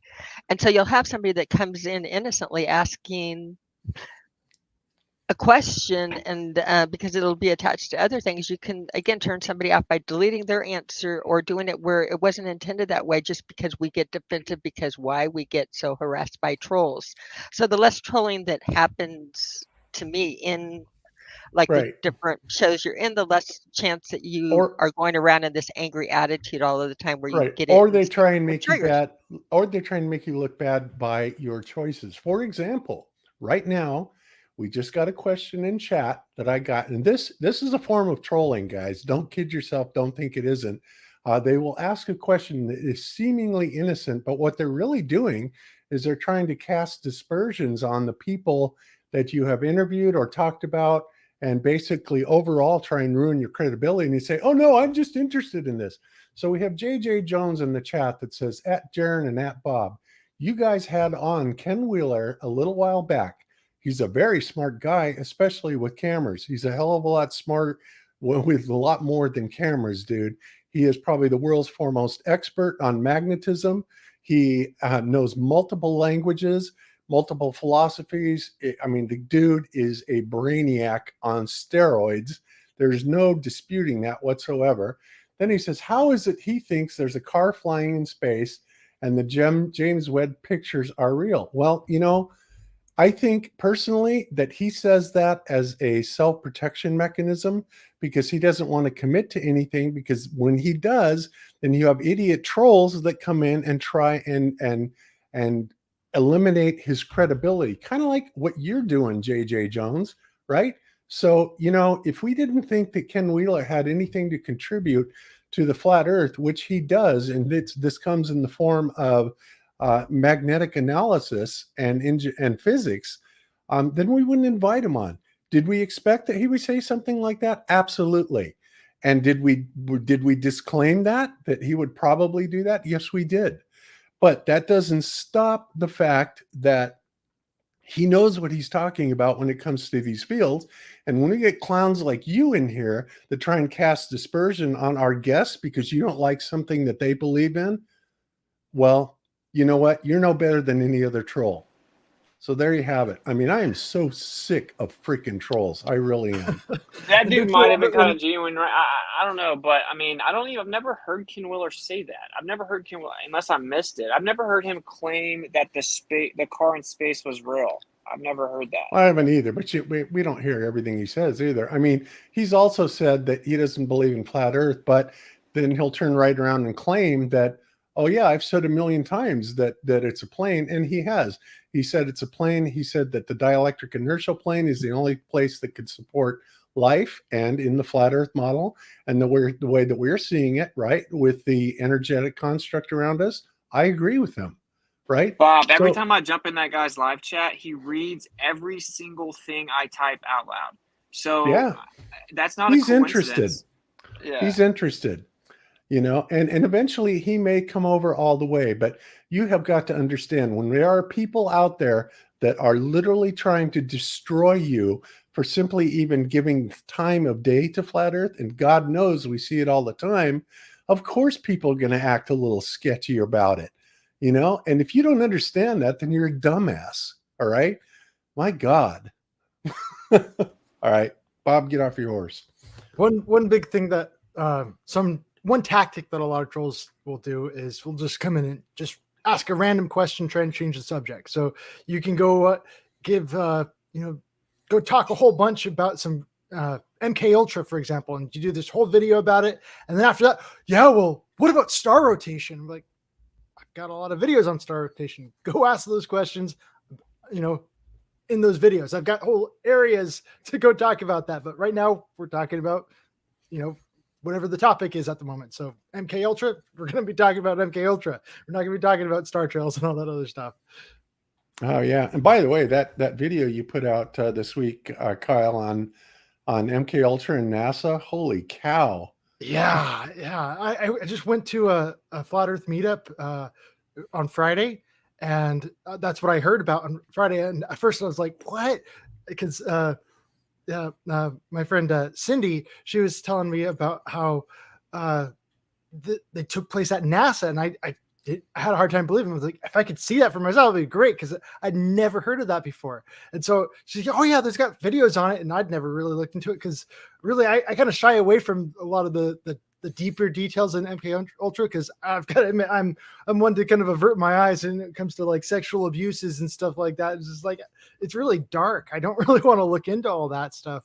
And so even just when looking up the videos on that, I just went and looked for videos, and I pulled up the transcript and looked for any kind of moments that they mentioned NASA. And then I kind of, whoa, look at that. And that really stood out to me. And so I kind of put together a lighter version of kind of what was there. But there's like the videos, the video I pulled those clips from was like 3 hours long, and it went into some crazy like dark details and stuff. I know it's really, it's scary, man. Yeah, there's a lot of the darker stuff that I don't really like. It feels icky just kind of learning about that. But the most I can do is just kind of raise awareness and say, I'm not gonna ignore the fact that these things happened. And so yeah, I can still raise awareness to it without getting into the icky, gritty details. Yeah, and you know what, Kyle? The more over the mark you are, the more you're going to get trolled. I remember when Jeran and I first started Globebusters, and even before that, when it was just Jeran and I would come on the show and be kind of a just on the panel. Jeran did some material covering the Hampstead kids. Now, I don't know if people know who the Hampstead kids are or not, but basically they were kids that were kind of involved in the satanic goings on, in some of the, in the EU, etc. I haven't heard of them, but yeah. I swear I have never in my life seen. I mean, God, Jeran, did we get it was heartbreaking or what? It was unbelievable. They came out of everywhere. They started posting blog posts about me, and it was insane. Kind of watched like the ground shake beneath you and everything, just kind of with everyone. It was unbelievable. Yeah, all hell breaks loose against you. It's like, what? Even flat earthers. Yeah. Even flat earthers. That Dave guy, whatever his name was. Dave J, and then Jungle Surfer, all those guys. Yeah, all came down on Jeran, and he's just like, he's showing this footage, right, in their own words. They're sitting there saying, and they're like, how could you put that up there? It's like, what are you trying to pull? And I mean, my God, it got so dark. I mean, they thought it was a psyop because it was Christchurch. Yeah, that was their whole reason. So yeah, when you put out stuff like that, get ready for people to come down hard on it. And like I said, that usually tells you you're right over the mark, or they'll send their people out. That's why, when we had talked about the Dark Sun and showed what we had on it, who did they send? But their number one, troll guy, Wolfie 6020, to try and debunk it all and make us look stupid, like we didn't know how to run the telescope. Yeah. It's unbelievable. I was looking into that whole Dark Suns because I've been doing this whole series on eclipses lately. And one of the findings I've come out with is there's claims now that there are multiple black body moons. There's additional moons going around the Earth, but they're calling them dust clouds. Okay, just dust clouds. Like, and those are these dust moons is what they're calling them. I was like, what? So I'll have to expound on that a little bit more later, but that was pretty interesting. Yeah, that's crazy. The one thing about Wolfie, aren't we still waiting for him to throw the Polaroid lens up there and block that out? He'll never do it. Yeah, no, because he can't. Not the way he did it, because he's not looking at the same thing. It's not a reflection in the mirror. I mean, yeah, when we do something, you notice how whenever they go try to debunk it, they kind of leave out the most important part and just pretend like that isn't even there. Yeah. Oh, it drives me nuts. And then he'll talk about, I'm so much better than you because I earn so much more money than you. And it's really, these people are soulless. They're soulless and they are pathetic. There's no other way to describe them. And the worst part is they're all betrayers to humanity. And that makes me sick. How can you betray your own species? It's unbelievable. It's not just like the most pompous thing you could say, oh, well, I'm better than you because I make more money. Yeah. Yeah, no doubt. And that's exactly his attitude and a lot of their attitudes. But, that's because they're compensated to do that. And then they think they're better than us. It's like, whatever, Gandhi wasn't really the most wealthy guy either, but he was still, legendary when it came to how influential he was. And so allegedly a pedophile, but I hear you. Yeah. Gandhi? All I know is I can What's the fall new one asleep really easy at night, and I don't mind telling people my real name. I'm not Yeah. ashamed of what I'm doing. Yeah. Sorry if I slaughtered a sacred cow there. Allegedly, it's a legend, but I just had to say that. Yeah, I'm just saying there's a lot of really influential people out there that really inspire people to do better and be better. And yet, it doesn't take a whole lot of money to do that. Exactly. Think about Christ, how wealthy was Christ, but, he's like one of the most influential people out there. Right. Or Nikola Tesla died penniless and broke and he changed the whole world. Yep. Absolutely. Yeah. So you can't just say, I've got money and therefore I'm better than you. It doesn't work that way. Okay. So I want to move on quickly and get through a couple other things before we start taking some calls in. So I'm going to play something that a guy named Patrick Schenck came out with this week. And I find it interesting because, we're all being told about this global heating and, the weather patterns have been insane.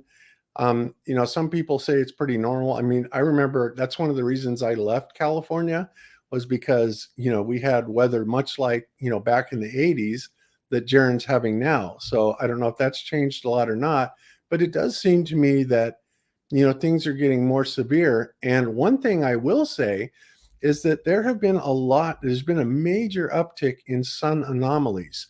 And what do I mean by sun anomalies? Well, I mean some really weird shit that's happening with the sun, not the least of which as how it's changing brightness and flashing. Don Scott is talking about it changing its size, very periodically, very, very quite often. Something's going on with it. And I have to wonder if it is not being manipulated. And when Pat Schenck came out with this video, I was watching it and it's like, this actually makes a lot of sense to me. And so I want to throw it out to everybody to just kind of either keep in mind or maybe try and grab a little bit of additional evidence to see if we can validate this or invalidate it or whatever. But I think that they may be doing something. They're fully aware that the sun is a local phenomenon. They have to know. They know. And, they're already trying to bring down, the firmament. They talk about it all the time. Let's bring down that highest, hardest glass ceiling in the sky of Hillary Clinton, all that crap, right? So these people, whether they're demons or not, obviously have a vested interest in wanting to get out of here. And it just doesn't make any sense that if they are stuck here, if they believe that they're stuck here for good, that they would want to destroy this place the way that they're doing it, right? So we have to look at some of the actions that they're taking to see if we can figure out what in the hell they're trying to do and why. So I'm going to play this video really quick. I'll run it at 1 1/4 speed. And you guys tell me what you think about this, but I found it pretty interesting. And I hope I shared it with audio. Let me know if you don't hear audio. So here we go. What is the sun? The sun is a nearly perfect ball of hot plasma, heated to incandescence by Earth's magnetic field. It is considered a plasmoid. What is plasma? Plasma is the fourth state of matter. It is a supercharged gas. This experiment uses a microwave, some tinfoil, and a glass beaker. Plasma can be hot, and it can also be cold.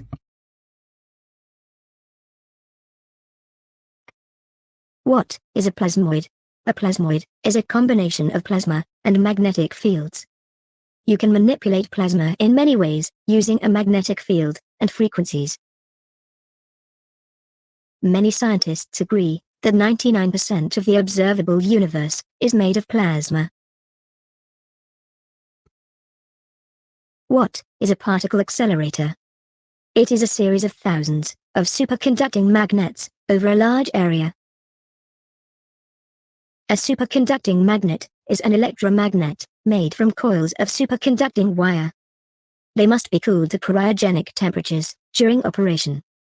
LHC is comprised of over 1,200 superconducting magnets. According to the International Atomic Energy Agency, more than 30,000 accelerators are in use around the world. This map shows the location of some particle accelerators. Did you hear that? 30,000 accelerators. Unbelievable.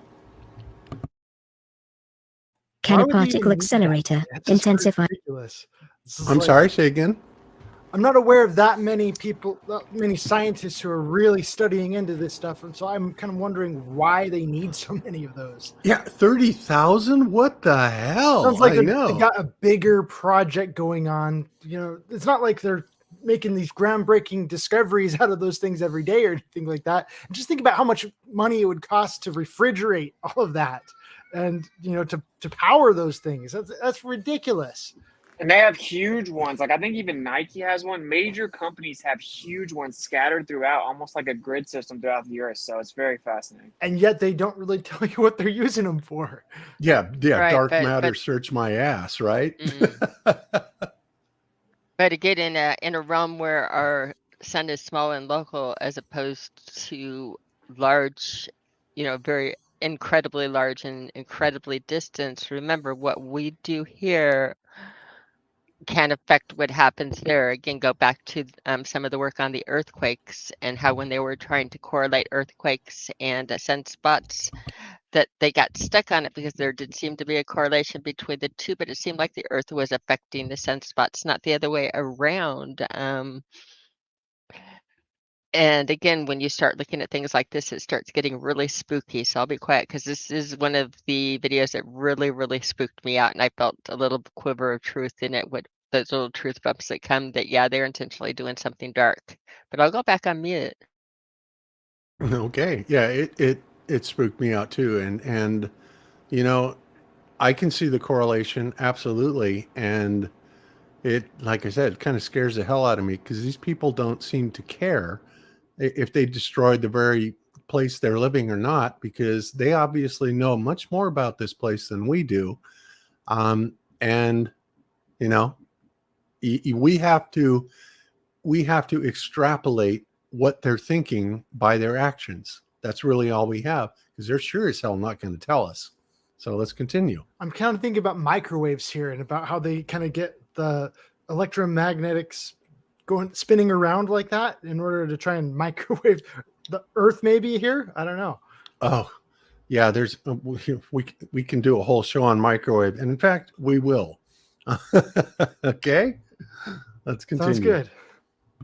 And a whole By show the on sun node. and cause record-breaking heat waves.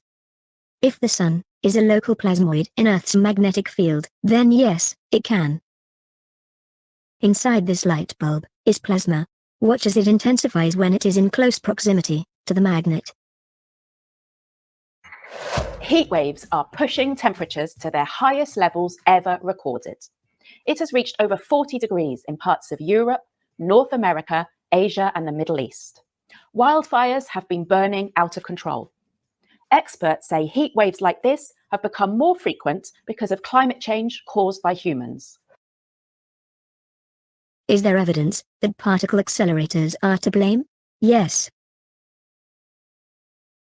Let's take a look at the 3 areas on Earth with the worst heat waves in 2022. Now let's compare that to the location of 3 of the largest particle colliders in the world.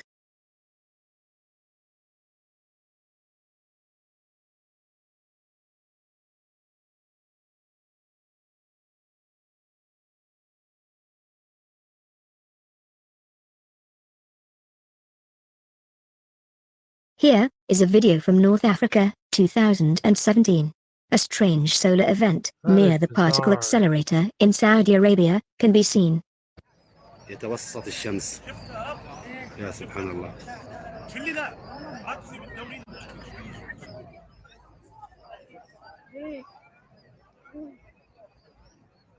سبحان الله وسط الآن القمر توسط الشمس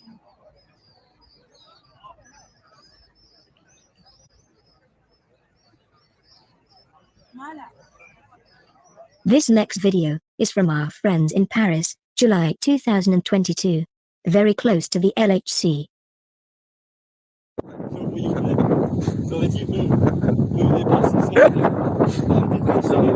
I'll do it in English also. It's the apocalypse in Paris, so if you're a tourist, don't come. Don't come. We don't know what the fuck is going on, but it's like the city is. You know, I actually saw that happen a few years ago, and I thought my eyes were playing tricks on me, because you wouldn't normally expect to look up at the sun and see it, you know, doubling in brightness and going to half brightness. I was just thinking, wow, there's got to be some really weird cloud cover going on. But there is footage of this all over the web, people, all over the world, all over the web.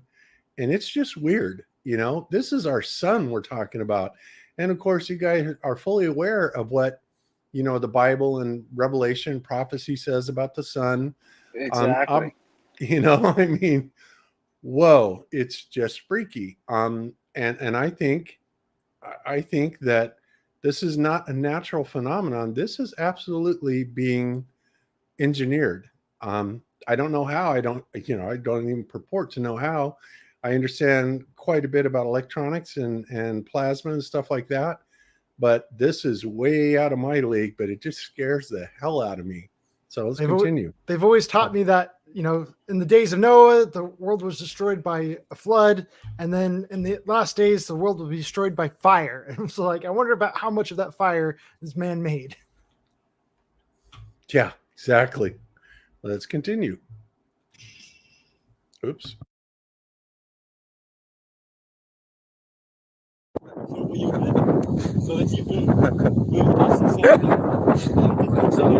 I'll do it in English also. It's the apocalypse in Paris, so if you're a tourist, don't come. Don't come. We don't know what the fuck is going on, but it's like the city is burning down, but there's no fires. It's really weird. It's like 40 degrees outside. Really bizarre, my man.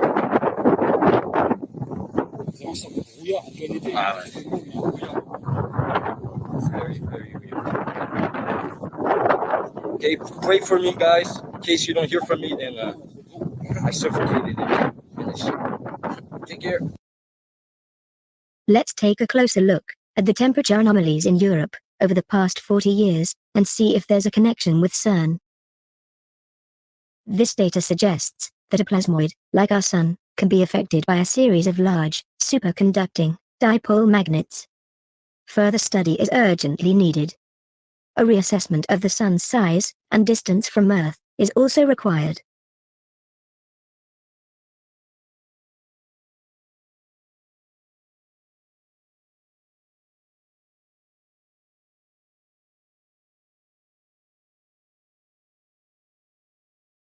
Yeah, now I have to admit that, you know, these heat waves and these fires, to me, it's pretty clear, especially when you look at some of the footage that has been captured from Northern California, that this is being done, you know, a lot of this is being done by laser systems that are being shot down by either aircraft, well, probably by aircraft. Because when you look at the laser precision, right, that these fires are burning in, it's insane, people. I mean, what's his name? Jamie Lee, right? Jamie Lee has done video after video after video on this. And these fires are like precision strikes. They are destroying all of the structures. And as far as the foliage, it's leaving it largely intact, right? I'm sorry, wildfires don't do that. Foliage is just resistant to fire. And so this whole car can get incinerated right next to that tree without that tree getting burnt. Yeah, I know. yes. You know, when that car, like when those cars get incinerated, they get like super hot. And I've seen what happens to a semi truck when the semi truck burns from the inside out. You know, the roof of it melts off, and you know it's hot enough to melt the metal. And if it's getting hot enough to melt the metal, you think that would affect a tree? If it can melt metal, it can burn a tree. Yeah, exactly. Absolutely true. And, it just so happens that it's also taking place in these areas that have been openly slated by the government that they're trying to clear population out of them, right? They've been doing this for quite some time. The Queen of England owns so much of the United States forest land, it's ridiculous. And when you look into all these other things, like I said, Flat Earth's a great conspiracy. And as far as I'm concerned, it's the basement floor of all of it. But there is so much more going on. And I've been looking at this for 40 years, honestly. Maybe I'm completely weird, but I do take a little bit of pride in, not accepting everything that I see. But, it gets to a point when you start looking at this stuff, it's like, is there anything that they won't try to do, right? And unfortunately, the answer at that point seems to be no, there really isn't anything that you can put past them, because whatever you think they're going to do quite the opposite and surprise you every single time. So anyway, just something to keep your eye on. Jamie Lee, I'm not a huge fan of Jamie Lee. I mean, he's one of those people that goes out there and calls everybody shills and stuff like that. So I'm not a big fan of him because of that, but he does do some excellent work on, some of the goings on that are really bizarre around the world and around the country. So, for that, I would say, look at his information and, and then you make up your mind from there. But I would definitely stay away from the shill, calling part of it. So, all right. So let's see. I want to then move on. Let me do one other thing. Okay. So you guys may remember, let me share this screen. I got to come up with a better methodology for sharing these screens faster. But let's see the full route. Okay. So you guys may remember our first Wednesday night show that we did, I don't know, about a year and a half ago with Taboo Conspiracy, where we had a sailboat racer by the name of Hervé Riboni that came on, and he was talking about, how the distances down where they run the Antarctic Cup and all that stuff are all wrong completely. And, it's just a mess down there. It was a really popular show. A lot of people really liked what he had to say. Well, Hervé got in touch with me this week after, a year and a half. And he said, Bob, I've come across some information after watching your show on declination last week and the young ladies that were presenting it, which of course was Cami and Karen, and about the magnetic declination, right? And he didn't fill me in totally on it, but he's going to go over with it. And he's found some really interesting information behind it that, again, shows that it's complete BS, right? Well, Jeran and I already knew that, right? Because, Jeran's done several videos showing that, there are declination spots around Antarctica that are as declinated as 178 degrees. And of course, if you know what that means that 180 degrees is just, just turn around, man. 178 degrees is only 2 degrees off that. So what that tells me is that a lot of this is, not only is there a legitimate phenomenon in this, but they're also trying to cover up for the re-engineering of the globe, if you will, right? The flat earth into the globe. And that's why you get such outrageous numbers, these declination numbers. Well, Hervé seems to think that he's really onto something. Ben also contacted me about it, Taboo Conspiracy. He seems to think that he's onto something. So we're going to interview him this week and then probably bring him out next week sometime. And in the meantime, as serendipity would have it, Flat Earth Banjo, Eddie Allen something. Flat Earth Banjo USA, Japan, and Brazil came out with this video yesterday called The Ocean Race Route 2022-23 proves the flat Earth, right? So I'm going to play this. I think it's just got sound in it. Let's see. Let me see if there's any music, any sound. I forgot. That's just music. Okay, so basically, as you know, we're talking about this here. They start out with the AE map, right? And he's showing the ocean currents, right? And isn't it interesting, first of all, to look at those ocean currents and see that on the outer edge, the outer boundaries, they're all going counterclockwise. And then you have like some seemingly counter-rotating rings of ocean water as it moves towards center, right? Well, our atmosphere does the same thing, people. It seems to show a coherence that that really ties together the ocean currents and the air currents with what you would expect on a flat Earth, right? A flat pizza pan type of Earth that we're looking at, right? And this is another reason why, you know, Jeran and I have never given up on the Gleason's map or this type of AE map, because again, you know, optical phenomenon, a lot of it, you know, as far as the skies, can be explained. It can be explained with coffee cup caustics. It can be explained with atmospheric lensing and stuff like that.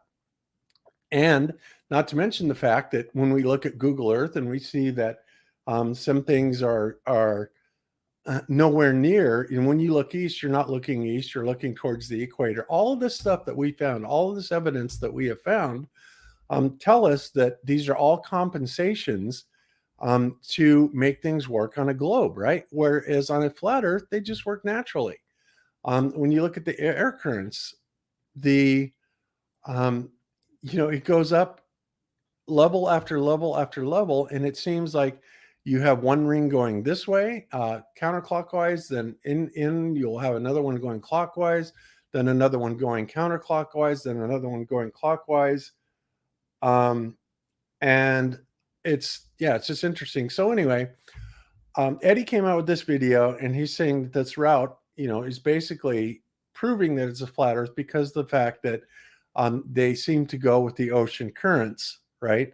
And I would imagine that this would make up the speed difference going with the ocean currents, so that these guys, even though they may be logging 40, 50, 60,000 miles, well, the ocean currents are helping out largely because of that. Jeran, do you think that could be part of the thing that's going on here with that? That the reason that they're running it with the current like this? What do you mean? think? Or what do you think Eddie's trying to say with this? I mean, I think Eddie's trying to say that, you know, if they're getting out here, and a lot of this is in this outer counterclockwise current that's going all around the outside of the flat Earth, right? Yeah, but I think that's only like 2 miles an hour. I think that's the fastest current that there is. It's like 2 miles. Which is crazy. But see, I think the currents are going a lot faster than that, honestly. And the reason that it just seems that slow is because you've got this immense amount of distance. If there's really 60,000 miles out there, I mean, come on. The last time that they did that boat race, I did the calculations on it, and it came back that the boat that won, that has like the world record, was going 3 knots. That's what they averaged. So that's because the distance is much further. They're calculating on like a 14,000 mile distance, not 60,000. Exactly. And that's why I think this is a big lie, you know, that they're doing this. So let's flip over to this. Let's go Bob Wins. BobWins.com. If you guys are not familiar with. On my show last night, I made a prediction for a tornado to hit Florida in August the 26th, because I realized that I think the new moon, when it comes around by Florida there in about August, September, causes tornadoes and hurricanes. So then I did some searching last night just to see. I was like, I'm sure they don't mention it anywhere. Sure enough, I look it up, and it is already a known thing that the new moon is way more than anything else causes the largest hurricanes. They can't really say why. They have this whole article where the guy's like, I can't figure out why. I'm like, well, that's because the Earth's flat and the moon's right above you. Okay. Earth.nullschool.com, right? That's the other one. Oh, frack. Might help if I spelled it right. So I was talking and wasn't online. I was going to say, Jeran, you're spot on, and there are so many things like that that match up with the earthquakes. And again, the location of it that they can't make sense of and they won't post because it does not work in their model. Y'all ready, Bob? Almost. I've got it. Okay. What is this? Don't make me sing. Somebody else talk. Nobody. Don't Okay, make I'm me gonna sing, see if I please. can find that article real quick. I have it over here just so I can read it. But you can watch my Friday night show. I did it on the YouTube side. I think I did. So yeah, I'm looking at this article here that says, oops, now I lost it. It's down here. Hurricane strength impacted by lunar cycles is the title of the article. And then it says, werewolves aren't the only terrors that follow the lunar cycle. Hurricanes strengthen more often under a new moon than at any other time, according to a new study. The moon's spooky influence on Earth and its denizens is legendary, and rightfully so, from fertility to suicide. Most phenomenon attributed to Luna are almost exclusively superstitions. But Peter Yaki of the University of New Orleans has found what he thinks is real evidence that the phases of the moon drive hurricane behavior. Storms that occurred, He's right. Yeah, storms that occurred in the Atlantic Ocean between 1950 and 2007 were more likely to form right after a new moon. They also intensified 49% more often after a new moon than any other time in the 29.5-day lunar cycle. Over the last decade, he said, a smattering of scientific research has hinted that the moon may influence rain patterns, thunderstorms. So I think, and then I made that prediction just looking at when the next new moon was going to be crossing right there at Florida. And then I said, okay, it looks like it's going to be, and I said, let me guess. I bet you if we look it up, we'll see that hurricane season is in September and August. And sure enough, it is, which is right. And that's perfect. Right spot. Yeah. So then it says here at the end of the article, the moon's gravity may also pull cosmic dust into Earth's atmosphere into a cyclical fashion, perhaps seeding cloud formation and precipitation. I think it's funny. It is local and doing that. It's kind of funny because, again, your new moon is when, if you're going to look at the flat Earth model, no matter how you look at it, it's the most unbalanced sky on it, that your sun and your moon are both in the sky right in the same area, where your full moon would be your more balanced set if you're, putting things on a balance. But all of your energy on that new moon is together in one spot. And so that very much makes sense that it would really, really affect things like weather, magnetics, earthquakes, tides, all of these things would pull onto that. Yeah. Okay, Bob found Null School. Okay, good. Yeah, that's weird. So David says the official race website cites this distance at 32,000 miles. Seems a bit long for the lower part of the globe. Yeah, buddy. Yeah, but That's they're not nuts. allowed to be down there. They're not allowed to be near Antarctica. They go down there just to go into the bottom of South America. Then they head way north. Yeah. Yeah. Well, So then they go back north and they go back south. But again, if it's 32,000 miles, it's probably double that. So whatever the final speed is, when they say, oh, the final boat averaged 6 knots, they actually averaged 12 and went 60,000 miles. Yeah, but the strange things, I tell David in the chat that it was from like 15 years, a direct flight from Argentina and Brazil to South Africa. Until 2014, they stopped doing that flight because, in fact, I pasted the article, the newspaper article. They stopped doing that flight because economic reasons, the economic problems in Argentina. But my father take that flight, for example, with my grandfather. Mm-hmm.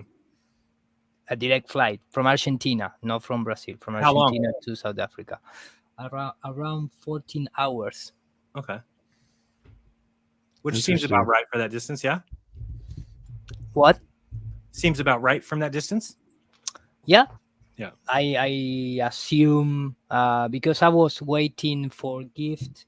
And I was a young guy, 10 years old, something like that. They make a journey to Europe too, and things like that, to Spain, Morocco, blah blah blah. But I think it's a correct flight time. It's the same thing as going to from Chile or from Argentina to Australia. It's the same type of hours. I also want to ask you guys when you get a chance about Coriolis, because I was trying to explain something last night, and I realized I'm just really stuck about it with the direction of the spin of the storms. But we'll do it after Bob's done.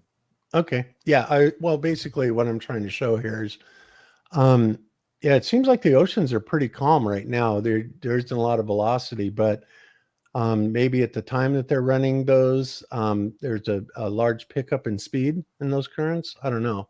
But again, when you look at the globe projection as compared to the AE projection, which of course, as many of you know, earth.nullschool.net completely eliminated what, 2, 3, 4 years ago, Jeran? Yeah, 3 or 4 years ago at least. Yeah. So, and of course, the reason they did that is because it was a tool for the flat earthers. The flat earthers were picking up on it. Jeran was in communication with the guy on Facebook, and he's just saying, "Oh well, yeah, I'm just trying to make people." Well, first he said that there was just a problem that they'd have it There's fixed. a bug, right? yeah, a bug, yeah. Yeah. First there was a bug, and then I said, well, why did you move it to the South Pole? Because then they centered it on the South Pole instead of the North. And he said, because I don't want people to think that the North has any special significance. And I said, well, now they think the South has special significance. So what the hell are you talking about? And then the next week it was down, and he said, oh, it's just a bug, I'll fix it. And then he stopped responding and never fixed it. And then they got rid of the map completely. Yep.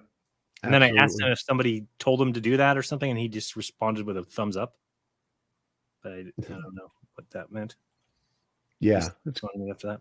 It's crazy. But anyway, so you look at the globe, and so we're looking at ocean surfaces right here, and none of this makes any sense, really. You're not seeing any symmetry to it, anything like that. Whereas on the flat Earth map, the skies and the oceans are both following circular currents that seem to fit beautifully, going right around the plane. And not only that, magnetic currents as well. And this is the reason why they got rid of this. This is a really big nail in the coffin, the globe Earth, I think, without a doubt. But yeah, we look at this and everything looks so much better, makes a lot more sense. The thing that really blows me away is the magnetic flux, right? Look at this. Wow. It's a spiral galaxy. Yeah. And we'll go up to 300. Now, when you're dealing with toroids and magnetic fields, this makes a hell of a lot more sense than this. That's just a jumbled up mess. There's nothing coherent about any of that anywhere, no matter what elevation you go to. All right. So recently we were just talking about quadrupoles, but on here I'm just seeing like these circular magnetic currents. And so I'm kind of curious about kind of the overlap there, kind of like, why don't we see quadrupoles on here? Go back to the magnetic flux, Bob, and let me see the south. Does the south show the same kind of coming to a point? Like down here? Okay, I was seeing it. That's what it was doing. Yeah. Oh, look, I can kind of see it. That's not where the South Pole magnet is.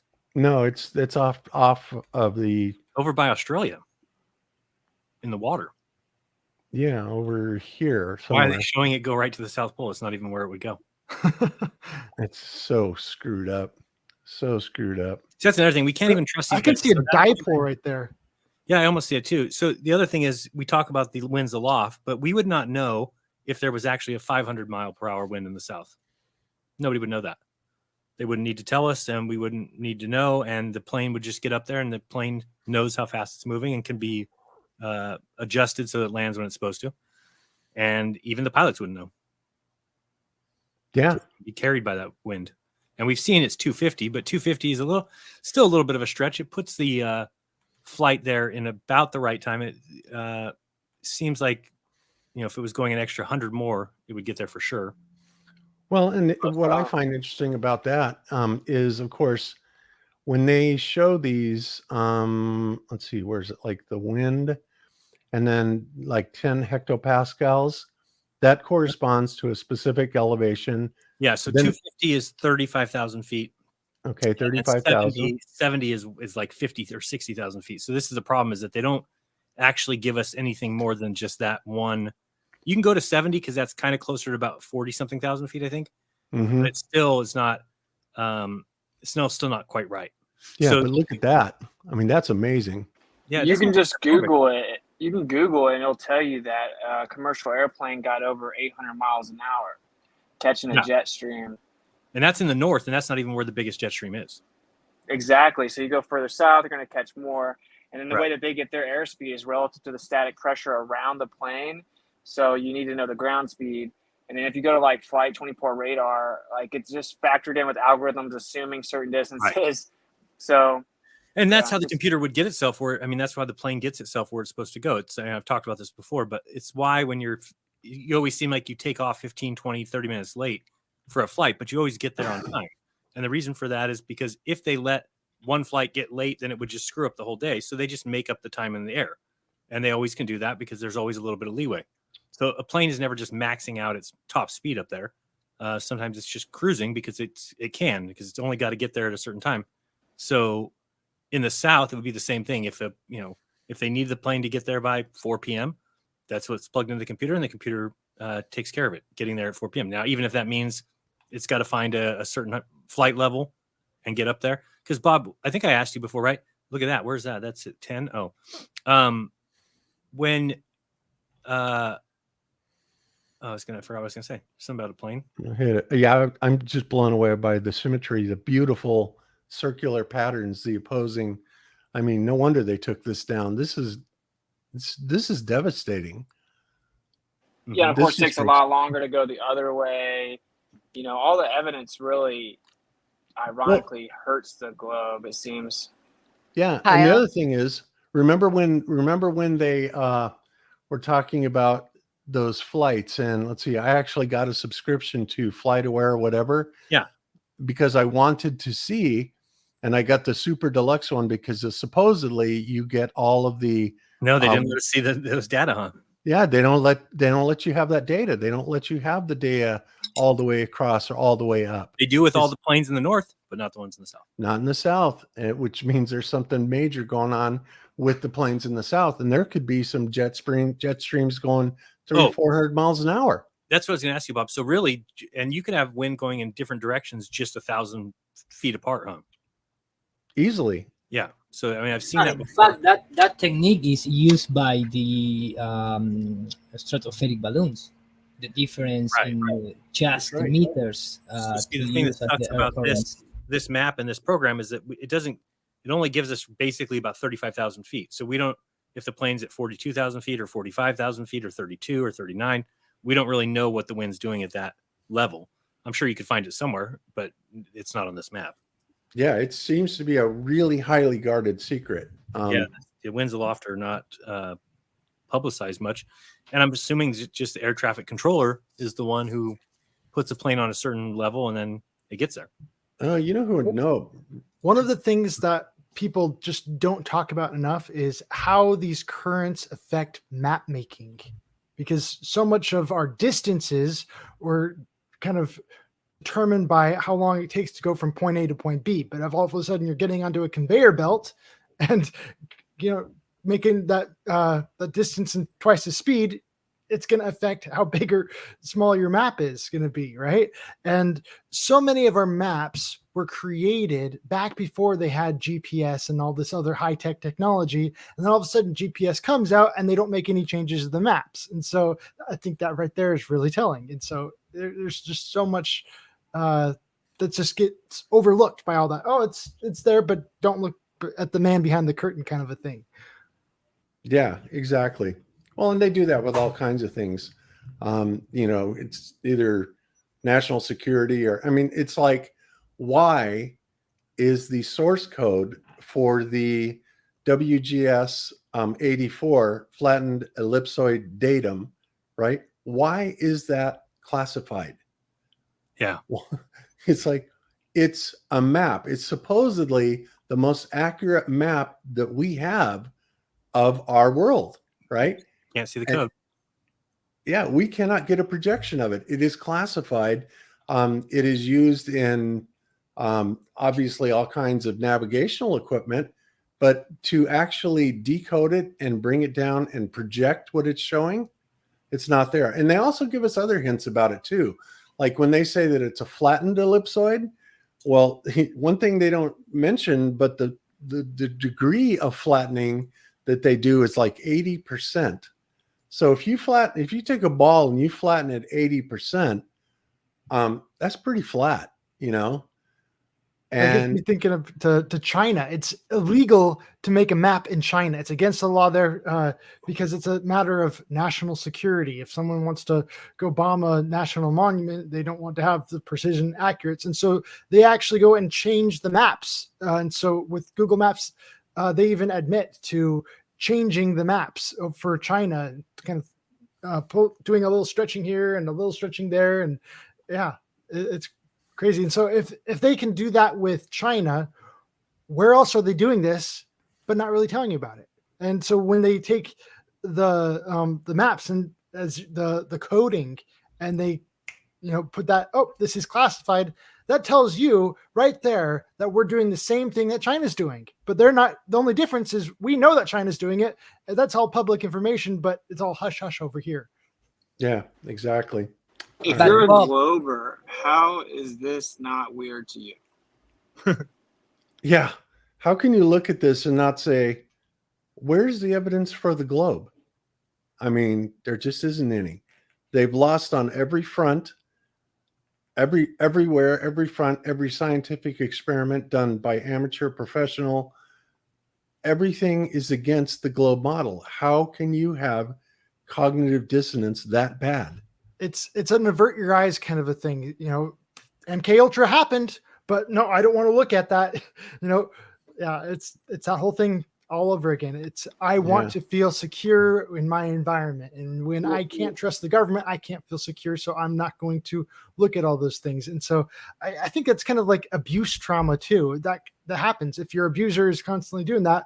They try to separate their memories, right? They try to divide that and not think about that, kind of space out. Pretend I'm not here, kind of a thing.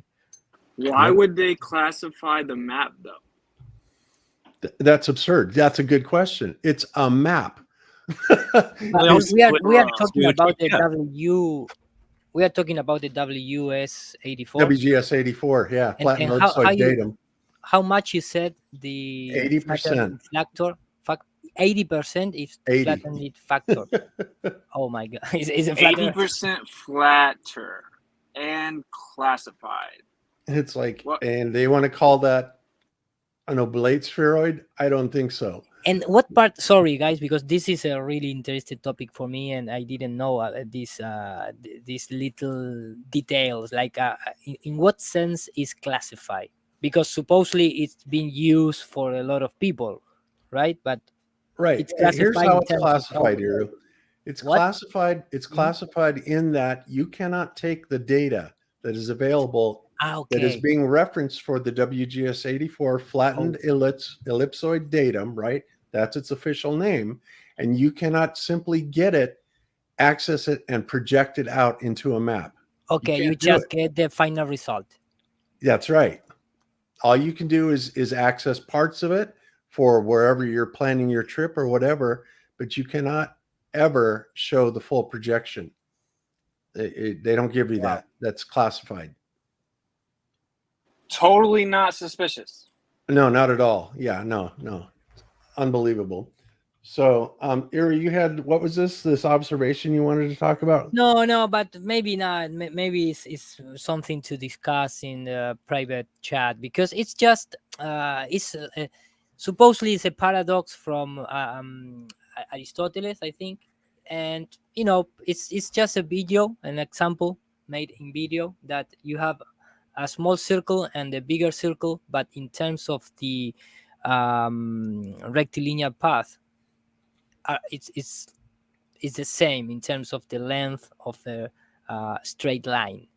But supposedly we have a small circle with a small radius and a bigger circle with the bigger radius. And I just throw that in the chat because I don't know, maybe this type of flights that we are having in the south it has some type of paradox, something like that. And maybe, of course, we cannot see from inside the system. You need to, trying to get out of the system and trying to make different kind of measurement. I just drop in this idea, nothing scientific, things like that. Okay, but this is a mathematical exercise where if you put play, I think you cannot turn off the sound in Instagram. It's just a background music. It's not any Oh, voice. okay. Well, then what I'll do is I'll reshare it without sound. Okay, but again, supposedly Galileo solved these mathematical problems in a philosophical way, not in a practical way. He just started assuming vacuum or empty spaces between the wheel when he's translating. But the fact is that this is like a paradox where you have the small circle, you have like a mark in both. I don't know if you can see that tiny mark in the you can see there, and start and Wow, get you guys can't hear that, right? Uh. Because it's annoying as hell. No, we don't have any sound. But I don't know. I just drop as a thought experiment in terms of that maybe the distance in the south in terms of Australia, Chile, South Africa is not so big like we think, and plus that we can have some type of this anomaly in terms of the measure the straight path projected in the circle. Right. Okay. Okay, just as a Cool. thought All right. experiment, nothing more than that. Okay. Well, let's go ahead and move on then, because I think that pretty much covered that. And I have opened the call-in number. Actually, it's a call-in URL. If you want to join the show and talk to us about something, go to https:/tinyurl.com/GB call in. It's on the bottom of the screen going across there. And let me actually paste it in the screen or get it in the screen here.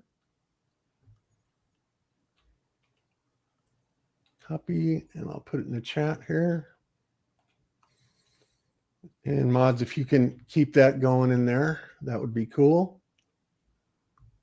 And we'll just wait for somebody to call in here, and then I can. Can I show my Coriolis issue?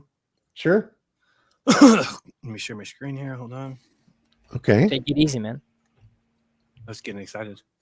Where is it? Oh boy, where did I COVID tab? Oh, there it is. And share screen. And can I do window? All right, tell me if you see this. Oh, there it is. Picture of the globe. Add to stream. Okay. Yep, I see it. So see where I'm getting confused here. So the Earth spins this way, the way of the pink arrow, and the wind should be going this way. And the way it should deviate is it would be this way, right? That's how it would deviate. It wouldn't make any sense to be coming this way and somehow it spin this way and somehow it spin this way. That wouldn't make any sense. And yet, if you look it up, and oh wait, I shaved. Hold on, I'm gonna stop sharing real quick and reshare. I think I missed something on it, Jeran. I don't get what you're saying, but hold on, I'll show you right now. No, because you draw the same type of orientation. No, so okay, so here's the globe, and sorry, I'll move this over here. Okay, and then if you look up Coriolis, well, I'll do that after I do this. So, all right, there you can see that. All right, so if the Earth is spinning the way of the pink arrow, right? So Earth is spinning to the east, which would mean the wind would be coming this way if you're talking about Coriolis, and so if it's going to, the wind's coming this way, and it should deflect this way, right? Because as it's going this way, and then it would deflect this way. Now that's what I would think on a flat Earth too, right? On a flat Earth, I would expect, since let's kind of pretend that I'm just going to draw a flat Earth here. Let's say this is the flat Earth, and we've got the North Pole, and then we've got the equator right here. So same thing would be true. I would think that since the sun and moon are going here, that you would expect the outside to curve this way and the inside to curve this way. So when you look it up and look up, Coriolis, which way they actually say, and it's really weird because even they get it mixed up. If you go to images here, okay, so for instance, here in this picture up here, you'll notice the same thing, right? So it's wind going this way and then this way. So that's the same way I drew it, right? Again, I'll move it over here. So I have it going this way, which means the wind would be going this way. And then in the south, it goes left to right. So it would go this way. Okay. So the problem with that is that if you look up now, let's go down here and say, okay, well, all these pictures will show the same thing. So they're all going to show, basically, here's another one showing the wind coming this way and curving around. And then if we find if I can find another one, let's see if there's one up here. Let's see if there's any good ones. All right. So okay, so kind of same thing here. So then you have them going this way, which would be deflecting to the right, deflecting to the left. So now if we look up Coriolis direction, or actually we'll put tornado spin direction.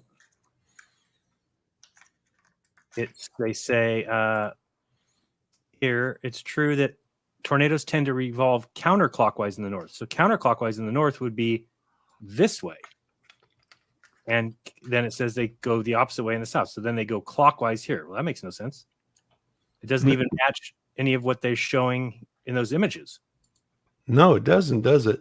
It's like complete opposites, because this is, if you read anything, it says in the north, things are deflected to the right, right? So the wind's coming here, deflected to the right. In the south, wind's coming here, deflected to the left. Well, that is counterclockwise and that's clockwise. But they say it's the opposite.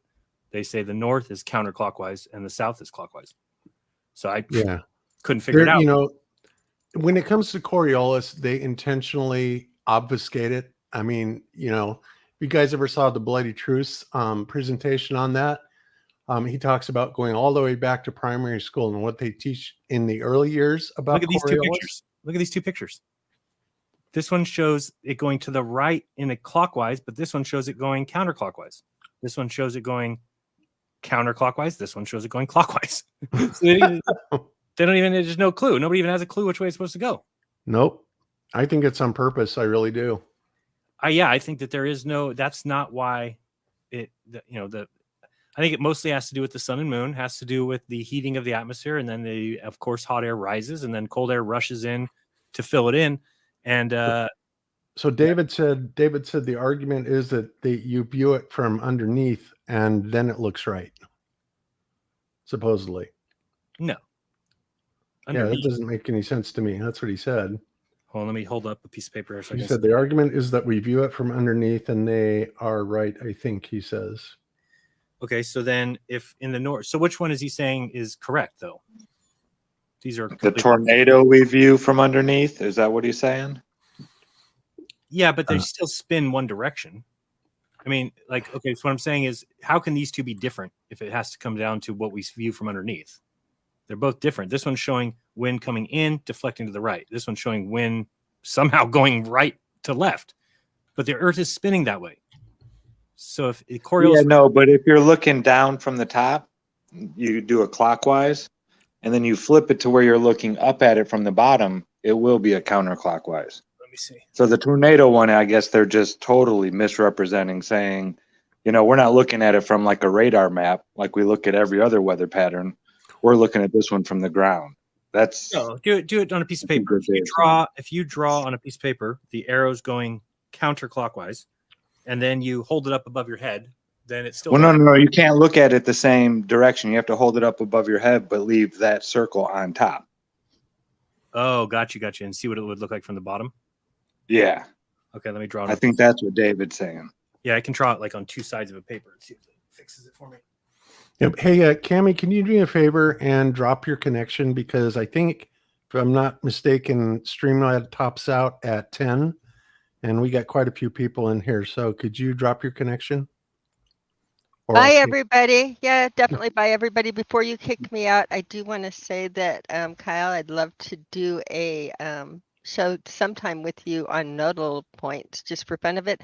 And Jeran, with what you're looking at, a lot of this is deception, and I'd love to even do an in-depth with you on it. But if you want to have fun with this, and what they're doing here is just showing their little globy selling job. But type in ocean currents map and look at the different directions, and you'll see that what you're looking at will actually all follow the natural magnetics of it. But you'll see the different directions of all of the different currents and the way the tornadoes and things spin, and it changes over with the oceans. You can go over and look again if you were just to type that in and find a map with arrows. But I will go ahead and leave and make room for other people. Bye. Okay, see ya. Thanks, sweetheart. So Dave is correct. Okay, so then if I drew it on two sides of a paper, and then if you look underneath, it goes the opposite way. But where I'm confused about that is still. So I guess that we don't know what they're talking about when they say it goes clockwise in the north. We don't know if they're talking about from underneath or on top. Yeah, They're talking about. I've never heard anybody say it from underneath. I've never heard anybody say that. Well, from our perspective down here, it's always been a top view, all weather maps. Yeah, I don't understand why it would matter what it looks like from underneath. It's because think about if we were to treat this real quick as a flat Earth, right? I mean, we have the sun going this direction. Oops, a little wide of a path. But the sun and moon are going this way. And so I've always thought the south would clearly deviate here and that the north would clearly deviate here, right? Mm-hmm. And so that makes sense to me. But no, it's the opposite because they say the north is counterclockwise. But I don't understand that. Even with the sun and moon coming around this way, why would that cause winds to go here? And then think about how here on the globe, okay, we see tornadoes start out here, right? Or hurricane, whatever, and come up and hit the land. And then they kind of go off this way and die out here in the ocean, right? So how are they doing that if the spin is going counterclockwise? The tornado spinning counterclockwise goes against this makes sense to me. If it was spinning this way, it would kind of come in here and kind of rest out here. But going the other way, it doesn't even make sense to me. I'm like, what? The tornado spins this way? Why wouldn't it? Yeah, that makes no sense. Why wouldn't it go on? Sense. Yes, I don't know. Anyway, I was trying to figure it out yesterday and couldn't figure it out and just gave up. Pop. Oh, another new flat earther. Okay, I'm stopping here. Cool. Sharing, go. So we have a couple people that have joined us. The Boz 99, it says your devices are not connected, so you may need to jump out, make sure your microphone and camera or whatever are set up correctly. And then I will let you in. But in the meantime, we've got Relatively Upside Down, I think is his name. And you are on with Globebusters. How you doing? Hey, what's up, guys? Hey, Cami, get out of here so more people can join. No, I'm just kidding. Hey, Jared, can you pull back? Can you reshare your screen with the globe and the Coriolis effect thing? Because if you just imagine you wiping your hand across the air just right out in front of you, I think you can just see how the wind would make those tornadoes. Kind of if you whoosh, I guess it's hard to see. So if this is spinning this way, it would tell me that the wind would be okay. So I'm looking at from left to right. Correct. That's the way it's spinning, right? Yeah. Imagine you whoosh your hand left to right, there would be back trails going the opposite direction, wouldn't it? Or would it be the same direction and just up? To me, if this is spinning this way, then you would have winds going this way. Okay. I'm going to retract my whole statements because I just actually did it. And yeah, your whole contemplation is correct. Yeah. Okay. So my real question with this map is the star trails, because I've been calling these globe people's live streams lately, and they're saying that the star rotation proves the globe. So on this map, how would the northern hemisphere stars be opposite of the southern hemisphere? Which map? Just the globe. The globe that you're looking at right now. You can put some dots in the air, but like, how would they rotate? They're saying like the star rotation proves the globe. Yeah, that's because they're completely dyslexic on directions. The stars rotate from hey, I take offense to dyslexia hatred because I'm dyslexic myself. Oh, well. So this is optical. Okay, dyslexia. you got to realize that astrolabes are done on. I just proved my dyslexia by doing the whooshing through the air. Oh, okay. Point taken. A lot of the globe earthers who make that claim don't know what an astrolabe is. And so once you kind of figure out what an astrolabe is, then you can start to figure out how star trails work on a flat Earth. An astrolabe? That's a big word. But can you help? What is this a bad topic? Can you help us understand the star rotation in the northern hemisphere compared to the southern hemisphere? Yeah, I can real quick. One way you're looking at the clock, the other way you're looking from the back of the clock towards it. So if everything's moving east to west and you're facing north, the stars are going to look like they're going counterclockwise. But if you turn around and face south, stars moving in the same direction are going to look like they're going. So 6 turns to 12 or something. You're trying to say it flip flops. Yeah. But Well, it's not so much flip flop. It's like the easiest way I think to describe it: always rise in the east. So if you're facing right, go over your hand to head to your clockwise. Turn around to the south now. Now the east's on your left. It goes from your left. Take that. Would it be hard to illustrate it? Because I'm, like I said, dyslexic. I'm kind I of have a video about it my with my left to daughter. my She right. I think my daughter was swinging a chain around, and as she's swinging that chain around, Jesus. I had the camera look from in back of her, and you could see that chain going clockwise. And then all of a sudden, I just moved around to see the front of her, and all of a sudden now that chain appears to be going counterclockwise. It's just a matter of perspective. And so she never changed the way she was moving the chain. It's just a matter of flipping from looking at her from the front and looking at her from the back. So let's say that we're looking at a horizon. You can see my drawing here, right? Yes. Yep. Okay. So if we just do this, like this is the ground. Let me do this over here. So if we do this and we're just looking at the ground here off, and then we have black sky because it's night. But just pretend we're on the equator, because on the equator you would see both, supposedly, you would see both the north and south star point about on the horizon, right? So say you're on the equator, this is where you would see the North Star. So because all the stars rise in the east and set in the west, if this is north, then east is here. So all the stars go this way. Okay. So that's definitely counterclockwise, right? And then if you now turn around and face south, so now picture that we turn around and we are now facing south. Now the stars are still rising in the east and setting in the west. So now they go our left hand over to our right. So that's clockwise. So all you did was just turn around and the stars go the opposite direction. And it is as simple as that. So is there no how people like do the star trails? Is there no one on the equator that is focusing on star trails that are going perfectly straight, and on the left side of them they're going one way? They go like this. So at this equator, they would go, if you're now looking east, they would rise straight up, and then to the right and to the left, they would start to curve, which I still don't even think makes sense on a globe. I don't either. How could it make sense? How could you optically see at the same time with contradicting rotations? Right. But on the flat Earth model, like say that North Star, wouldn't the stars get more condensed, and it should like all the stars should like. Well, but the sky, you're thinking of them as being real items and real physical items, right? Well, yeah. Well, on their model, like if I'm trying to turn their model into our model, like the farther Why would you stars. ever do that? Yeah, you don't want to do that. Well, your AE map is their model flattened into a circle. No, well, how do you know that the globe isn't the AE map put into a sphere? You don't know that. Well, it's stuff is classified. Remember, it's much more easier to understand when it's a circle instead of a rectangle. I think them turning it into a rectangle is so stupid, just because of Iceland and like all the continents, Russia. That was for sailing, though. That makes it easier. The Mercator map is very easy to sail a boat. No, you got to keep adjusting though. Like you got to keep track. Like you can't just like, oh, I'm heading west and just head west. You got to like go west and then like 12 degrees north.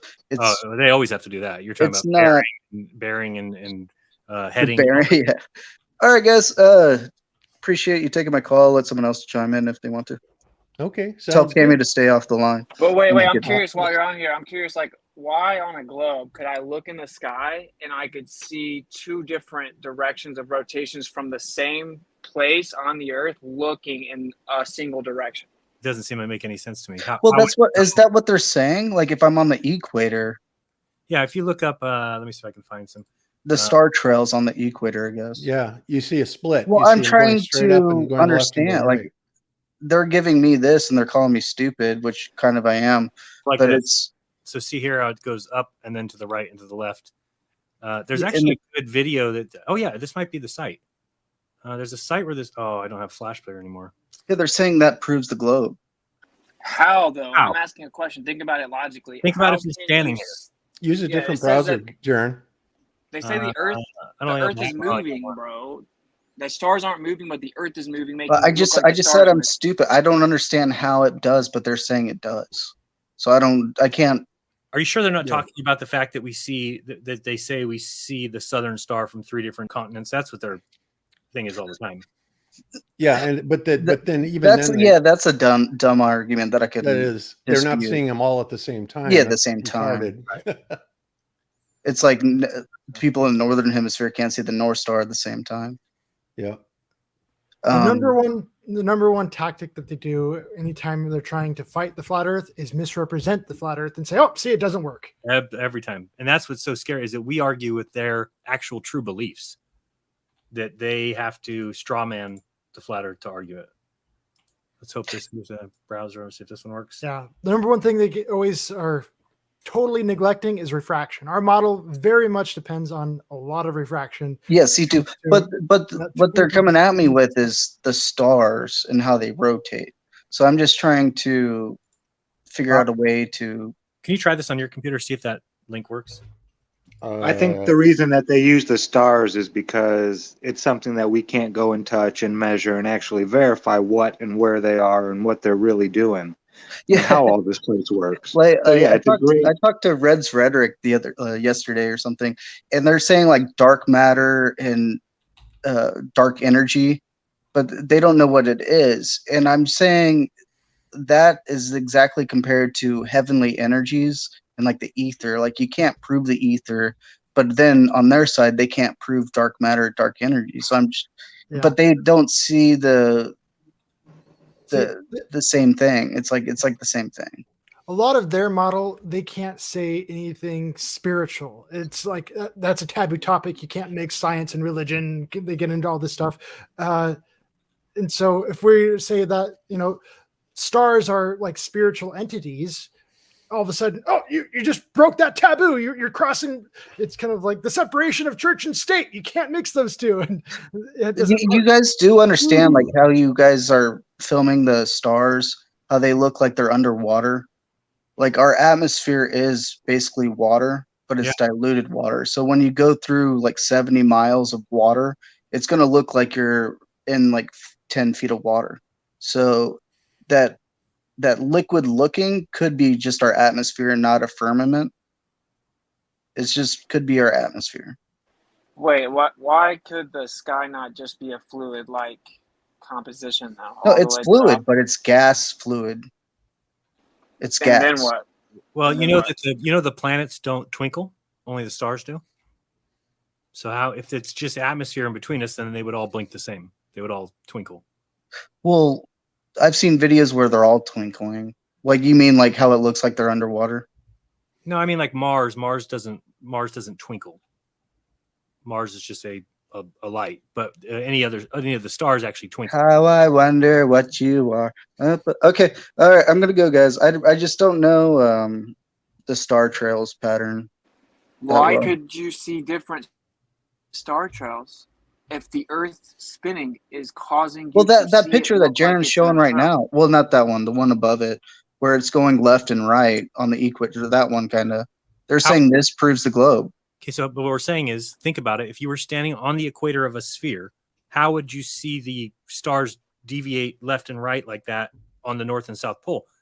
The Earth has no way of knowing that there's more Earth, that there's a North and South Pole. I could only imagine they're going to say the Earth is tilted at a 13-degree angle, and then I don't know what they're going to say, but they're saying like I get dumb blocked because I'm dumb. But I just can't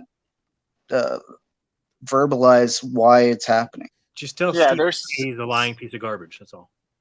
Their 66.6 degree tilt does not answer the question. If you're on a globe that's spinning, making the stars look like they're moving, you can't simultaneously see different movement in the sky. The Earth's not spinning two different ways.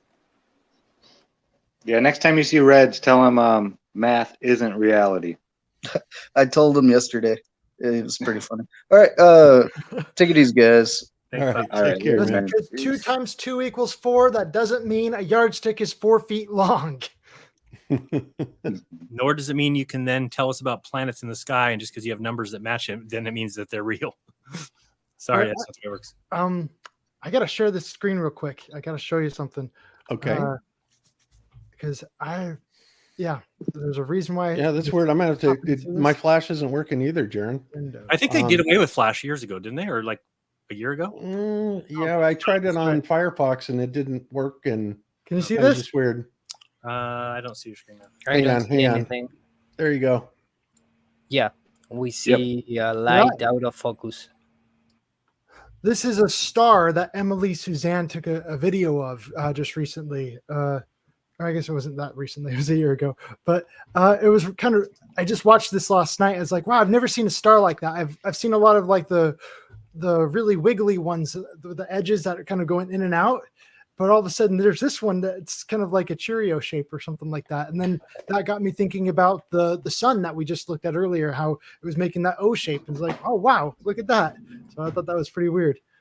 Well, that is a Rayleigh criteria in action.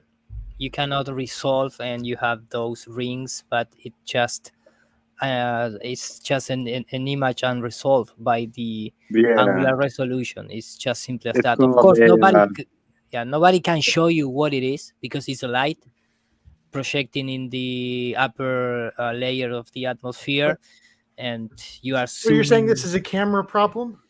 Yeah. No, not camera. It's a diffraction issue, which happens in all circular apertures. This will happen in your eyes too. It's called an Aries disc. You could take a candle and move it way far away from you and try and get the camera to zoom in on the candle. You get the same result. The candle is going to create. Yeah, not refraction, diffraction. Diffraction, exactly. Of course, again, nobody can believe. Or it's a Jesuit idea that these lights in the sky, in the ceiling, are suns. Of course, we can distinguish luminars from stars, from planets. We have like 3 type of celestial body, at least in the first glance, But if you want to believe that this is another sun with the maybe some planet orbiting, and maybe in the green zone, in the correct zone to have life and all the rest of the Narnia story, well, that is another thing, right? Yeah, I was just kind of thinking that's really interesting, kind of watching this star compared to some of the other ones that I've seen that behave very differently. Yep. And we lost our other caller, so we do have slots open, guys. The caller queue is empty. I also on my video last night, Bob, I did another showing of the east-west thing on the globe, because I showed how and why the sun rises south of east and sets south of west in Australia. So that's, if people want to check that out, that's also on last night's video. Oh, okay, cool.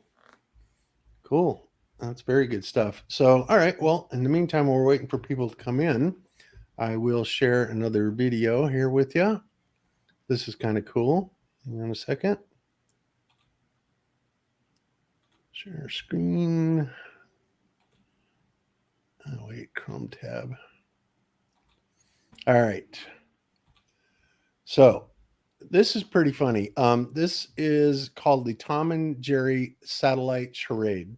And what's funny about it is that they actually have 2 satellites up there, right? And they named them Tom and Jerry, which is appropriate for cartoons. Just 2? I believe it was like 14,000. Yeah. Well, actually, there's more of them, with these programs, but these 2 in particular, I think they're just subbing them in our face. But so what they do, right, is they chase each other around and they track the distance between themselves to measure gravitational anomalies. Oh, boy. That's like, all right. Now, this is so freaking absurd because, first of all, when LIGO supposedly does it, they put them on two different sides of the country, right? Because if there's any anomaly whatsoever, they could set off a false alarm, right? So they have to have two of them that behave in the same way, that are all the way across the country from each other. And again, mind you, they are tracking something that is less than the width of a proton, supposedly, right? So now they're trying to tell us that they've got these two satellites up there, which are going, what, 17, how many thousand miles an hour, right? Because of the fact they now tell us that Earth's atmosphere is going all the way out past the moon. Well, then that tells us that they are subject to at least some degree of so-called turbulence, right?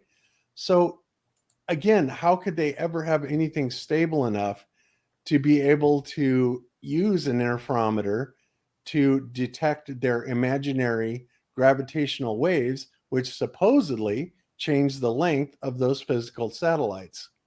But let me play what Level Earth Observer says about it, and it's pretty funny. So let me play this. Look at this. I thought, surely not. You Thank guys hear it? By the way, Mike. Yeah. Okay. Look, NASA has two satellites, apparently, chasing each other around the Earth, tracking the distance between themselves to measure gravitational anomalies. Their nicknames are Tom and Jerry. You literally can't make this shit up, I'll tell you. And people will believe this, Tosh. And people will defend it, even though we've proven week in, week out the globe is impossible and space is just a silly production for the naive. They continue to mock these individuals who believe in this fairy tale that is space and the globe, with stories like this, satellites called Tom and Jerry, chasing each other around a scientifically impossible globe. Fucking insane. Sure enough, it's been two missions, Grace, which was the original 2 satellites, and now Grace FO, which is 2 more satellites. So the mission is basically continuing, supposedly, to this day. Let's say, first of all, Grace, and then the second mission, Grace FO, which we get to see in all its CGI glory here. What's the cost of this? Now look at this thing.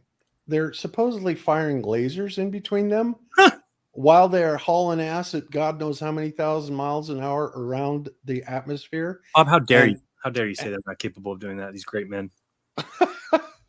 Well, and they're looking for a change. Remember, in the distance between them, the size of a proton, right? And of course, we all know that they can control orbital mechanics, things in orbit to that degree that, you know, we can actually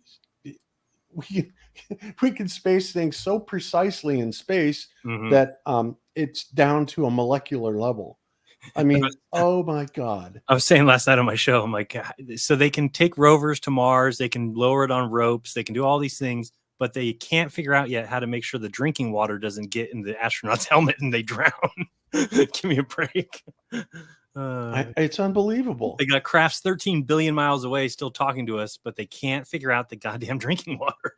Don't you think that's like a wink, though, or something? Yeah, it's got to be. Right. Yeah. It's got to be. Hey, Chris, the caller just came in. It says your devices are not connected. So you may have to sign back out. Make sure your microphone and camera are hooked up correctly in the settings of StreamYard, and then jump back in. We'll let you in. Can I show you one more thing, Bob? You betcha. So I also found this yesterday. The site is called eyes.nasa.gov. All kinds of fun things there. So where is it? Not the screen. Let's do window. Okay. So it gives you, interactive solar system, interactive asteroids, and you can. Another thing I think is funny is when you go here, people need to recognize that this is real time right now. So you'll see here that the clock is actually moving. This is in real time. So what people need to understand is when we talk about the crazy speed, 66,000 miles per hour, all that stuff, that's what's needed in their mathematics to make their model work. But it's not. This is what it looks like. That's the Earth going 66,000 miles per hour in real time. So it's kind of like one of those, and then if you can grab this and move it as fast as you want, but in real time, it's that. So nothing is actually moving because nothing's moving. Nothing's moving. Look at the stars in the sky. Look at the moon. Look at the sun. Nothing's moving. Everything's very slow. But they have to tell us it's all these crazy speeds because it has to be in their model. But anyway, let me go back here and show you. I did this last time. It kept taking me a while to get back there. So I'm going to show you the Mars landing. They have a simulation here. So remember, I went and looked it up last night too. It's 1% of the Earth's atmosphere is what Mars has, right? So there's no way. And then I kind of fast forward this thing. I'm going to go about 10 seconds per second. Maybe I'll go a minute per second. So you'll see over here, this is going to give us a countdown, and you'll see how fast we're going. And I'm going to stop it here as we get. So we're going 11,000 miles. You'll see here's our touchdown clock. Okay. Oops. Where did we go? Oh, wait, I went way too fast. Hold on. Got to get back up to where we were.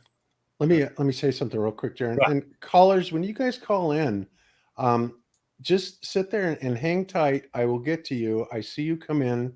But a lot of you, if we don't acknowledge you right away, it seems like you're just jumping right back out. I do see you. There's nobody in the queue right now, but several of you have jumped in and just jumped right back out. So stay in there and we will get to you. Okay, continue on, Jeran. Okay, so at this point, it's going 12,000 miles per hour. So imagine we've got a craft that's going 12,000 miles per hour heading towards Mars, and there's no atmosphere. 1% of the Earth's atmosphere, that's the equivalent of being 70, 80,000 feet up in the sky probably, and that's when we know that Dwayne Kellum's parachute doesn't even open. There's not enough air. So how is this thing going to stop? So we just go. I'm going to press play. I'm going to go to 5 seconds. Oops. Let's go to 5 seconds per second. What's the next one up? 10 seconds? Yeah, we can do 10 seconds. So somehow it's getting this glow, like it's hitting an atmosphere. And now look at, oh, you missed it again. Look at the speed change where for no reason whatsoever, it goes from going 12,000 miles per hour as if it hit like a wall. Okay, so right there is, so we're at 10,000, 11,000. So I'm going to go forward now. So watch that. Now it's just slowing down for some reason. Why? Because it's hitting 1% of the Earth's atmosphere. They almost call it a vacuum. It's almost a vacuum on Mars. So what the hell is stopping it? Where's the parachute? What is stopping the craft? The atmosphere? So, and look how fast it's dropping its speed. It's 7,000, 6,000, 5,000, 4,000. It's like, who believes this? What engineer is like, yeah, I believe that. That's how fast it would stop with no atmosphere. It's just a joke. And then gets in here. It says it does a yo-yo D-spin or something, whatever the hell that is. Yeah, that's to stop it from spinning around in circles. Look how fast it's losing its speed somehow. I don't know how. How is it slowing down? What is slowing it down? I don't get it. Now it threw it. That actually makes sense how the yo-yo D-spin works, but I'll tell you in a minute how it works. Yeah, but the parachute doesn't make any sense. The parachute. No, it doesn't. No, but the yo-yo right here, does. imagine this. Now they drop this craft, it comes down, and then it lowers the craft on a rope. Where's the rope? Oh yeah, then it rollers on a rope, then it lands, and then it takes off. I mean, if anybody believes that, you're retarded. They can't even do that on Earth, let alone. And remember, they wouldn't even know it was happening until 25 minutes later. So you couldn't even monitor it in real time and be like, oh no, we're getting too close to the ground. We have to drop the thing now, or they wouldn't have any idea. There's no way to know for 20 minutes. Yeah, it reminds me of when Cody's lab did the demonstration in his vacuum chamber where he created a vacuum chamber and he had a high-speed, high-pitched blade in there. And he totally kicked that thing on turbo. And Sacred Knowledge, I see you. I'll get you in just a second. And also Brian Leakey, I see you too. So hang on a second, gentlemen. All right. But anyway, so he did this demonstration in the vacuum chamber even put CO2 in there for Mars's atmosphere, right? And turned that fan on and put a feather right in front of it. Didn't even move the feather. Yeah. Unbelievable. So, all right. So let's go ahead and take another caller. This is going to be Sacred Knowledge. You're on with Globebusters. How are you doing?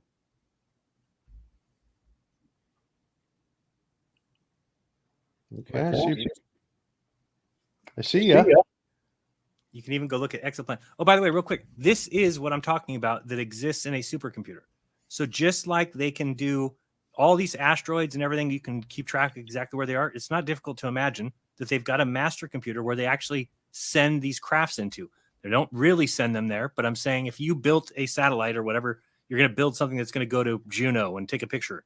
You build it, they launch it, goes out into the ocean, and then they put a fake Juno that's crafted exactly like the the one you really made, they put it into the simulation, and the simulation sends back data.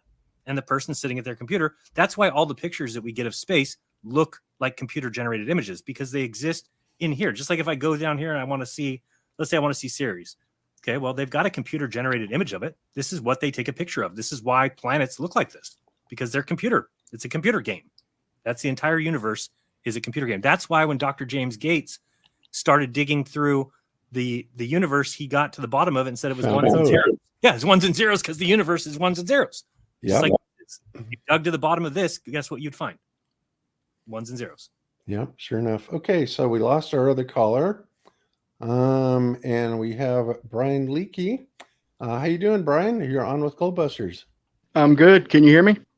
We hear you fine. Boy, I was beginning to wonder if people were having problems or what.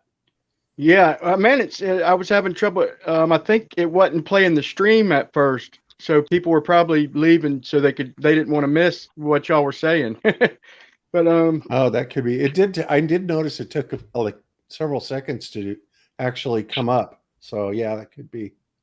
Yeah, but I wanted to make a comment about the Coriolis, and they say they have the they claim with the firing tables and all that, which I don't know if anybody's seen Owen Benjamin. He made that cartoon where you have the sniper and the spotter, and he's like, wait, I got to adjust for Earth curve. He's like, take the shot. He's like, no, I got to know what direction are we facing. Is like, that was such a good mockery of what it would be like in real life.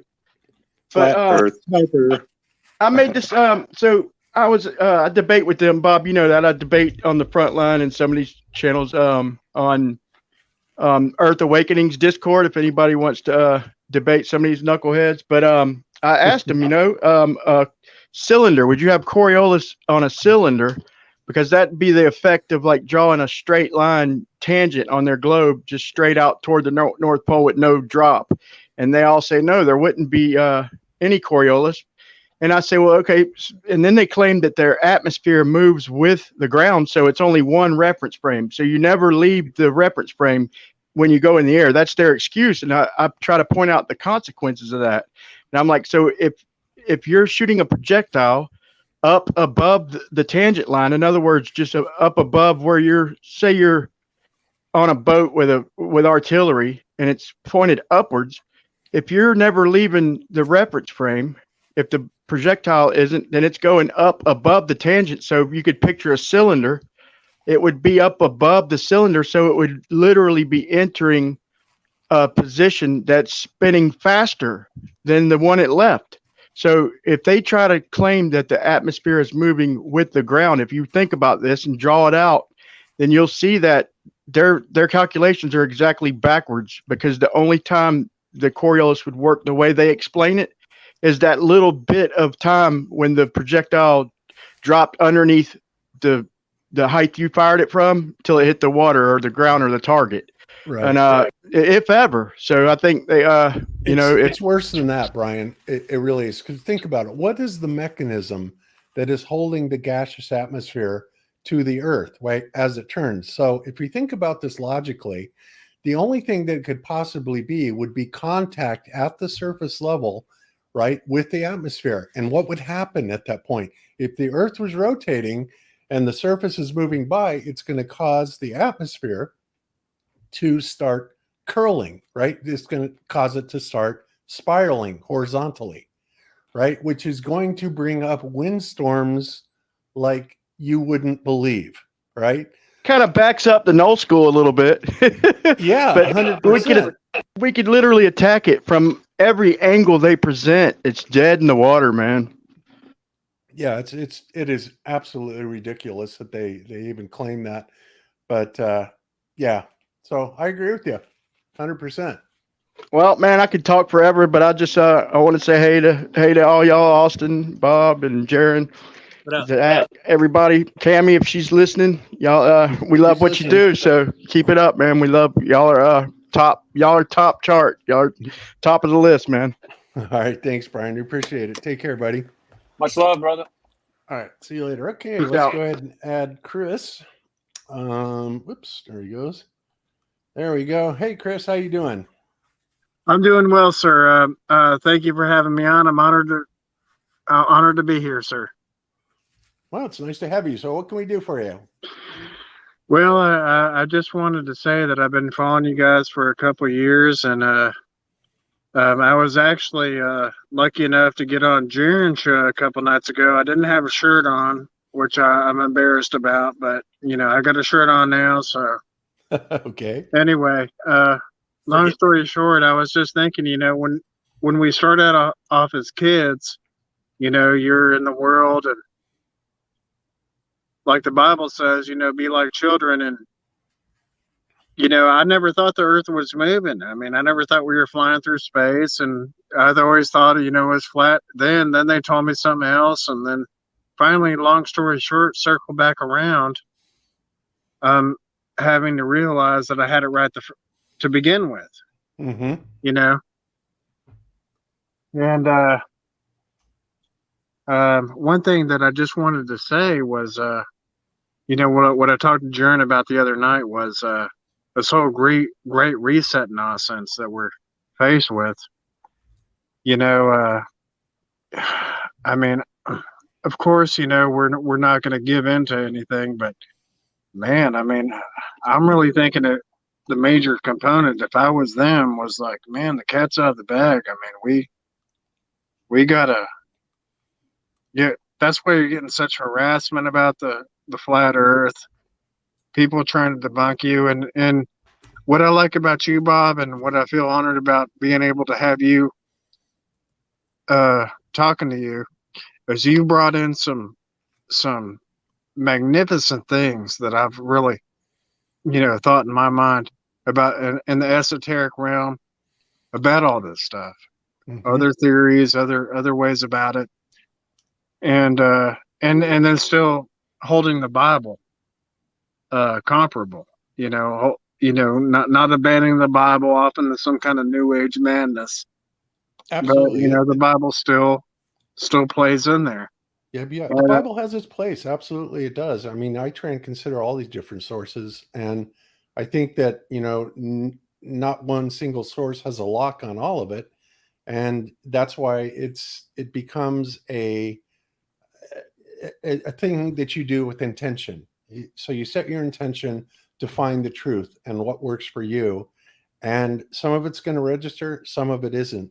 And this is where you have to trust your intuition and your gut as to what is actually correct. And people have to do that for themselves, So it all needs to be, considered. And some of it does seem kind of silly.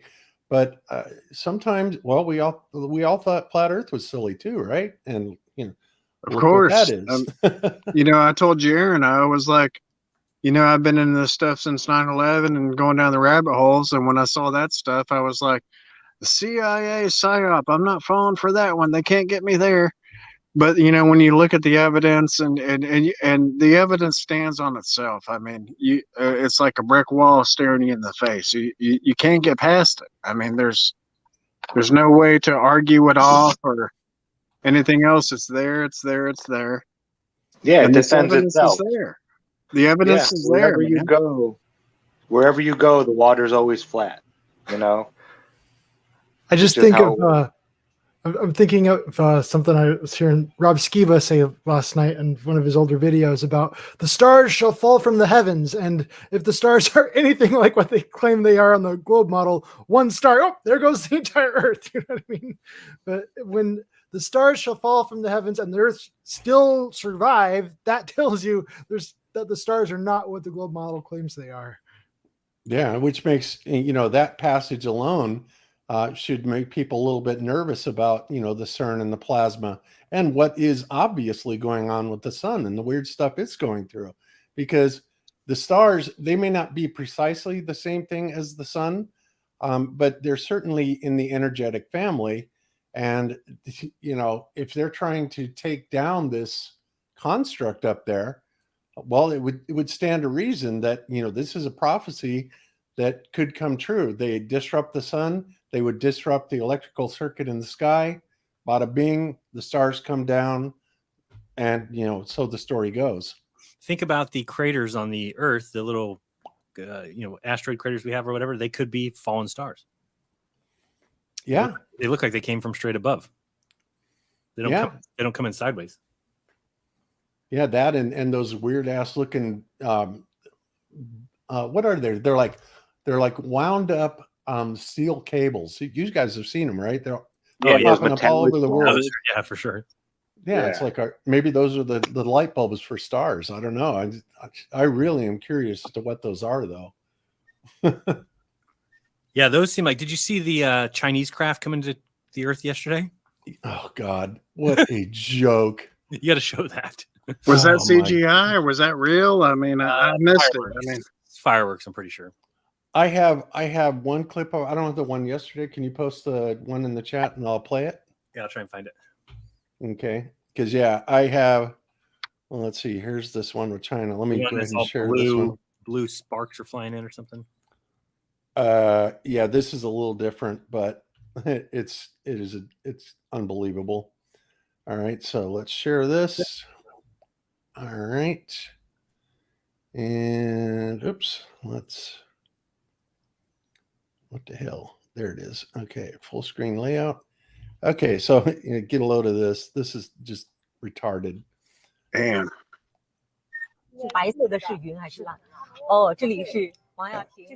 Yeah, we don't need to listen to it, but look at this. This is an absolute joke. This is supposed to be real. No. Here, Bob. If that's supposedly to be real, give me the the link to the Chinese space agency and let me see. Yeah, let me see in the screen. This could be completely just ridiculous. Yeah, no. I put it in the chat there, Bob. Okay. I'm thinking that they're making it so fake as to take the blood off their hands. Like, you know how the Illuminati rule, like whatever they say. Yeah, we have to tell them what we're going to do or before we do it. And, just by putting it in your face, so ridiculous. Anybody that falls for it is legal game, falls under their spell. I mean, these are bad people that we're talking about. And I mean, what in the world? I mean, this is totally ridiculous to me. Yeah, no doubt. So, you don't believe this is real? Come on, man. You're right, man. You're right. The antenna on the module make me believe that this is real. Yeah. Oh God, I would be embarrassed to be a baller right now. I'm telling you. All right, let's play Jeran's clip here. All right, should I do sound with this, Jeran, or not? I have no idea. It's your new car, Jeran? No. This is the Chinese craft. Look at that. It's fireworks. Why would it be all blue like that? Of course, everything was disintegrated. No. What the hell is that? Looks more like a Chinese dragon or something like that. Well, supposedly today. Yeah, supposedly on Saturday it's gonna be the falling of. That's it. That's what you're looking at. Yeah, it came in today. I mean, today it was today. Okay, at the end it was last today. Yeah, I saw some television news in Argentina talking about this. I can only find 2 videos from amateur people showing it. That one and the other one I sent Bob, which might even be the same thing. I'm not even sure. And I searched by the last 24 hours because it happened last night. But I mean, that's not real. Well, it's real. I think they're really looking at something in the sky, but they're looking at fireworks. Yeah, fireworks or projection. I still think a lot of this is done with holography. In fact, might be. I think remember the company Star Ale. Yeah, right. For me, it's more like that than. Yeah, they can make meteor showers and stuff, right? Exactly. Yeah. Disney light show. The thing that convinced me 100% that the ISS was actually a projection, Jeran, was the video that you shot the morning you and Missa went out to video it. Darting around. It was darting around, and that told me is that because when it does that, that tells me that the stepper motor on the holographic projector cannot do a fine enough step to where it makes a smooth transition or an appearance of a smooth transition from one position to the next, right? And if anybody does that, you can go out and watch it at night. If you really pay attention to it or set your camera on a tripod, you'll notice that it always does that. It like speeds up slows down, speeds up. So like it's always trying to catch itself. It's really weird. Yep, In fact, I darting almost see around. this doing this same thing. If you look at it, like it goes fast and slows down, and it like speeds up and slows down. What is the blue light? What would be causing blue lights? That's the burning up an atmosphere now is causing blue lights. The whole burning up in the atmosphere is a joke if there wasn't too. And it looks like it's flashing, you know. I mean, it's like warning incoming debris light. I was gonna say that nowadays it always seems like there's always gonna be a tell in the whole hoax. You know, there's always gonna be something for those that can see, that can because a lie where it'll reveal it for you. What is really sad is that we never had outside or space view. You know, everything is from the ground. You know, we don't have anything from outside. You know, looking through a window of the ISS or some satellites, or sending even a stratospheric balloon and show me that 40 kilometers up in the sky, man. No, everything is on the ground.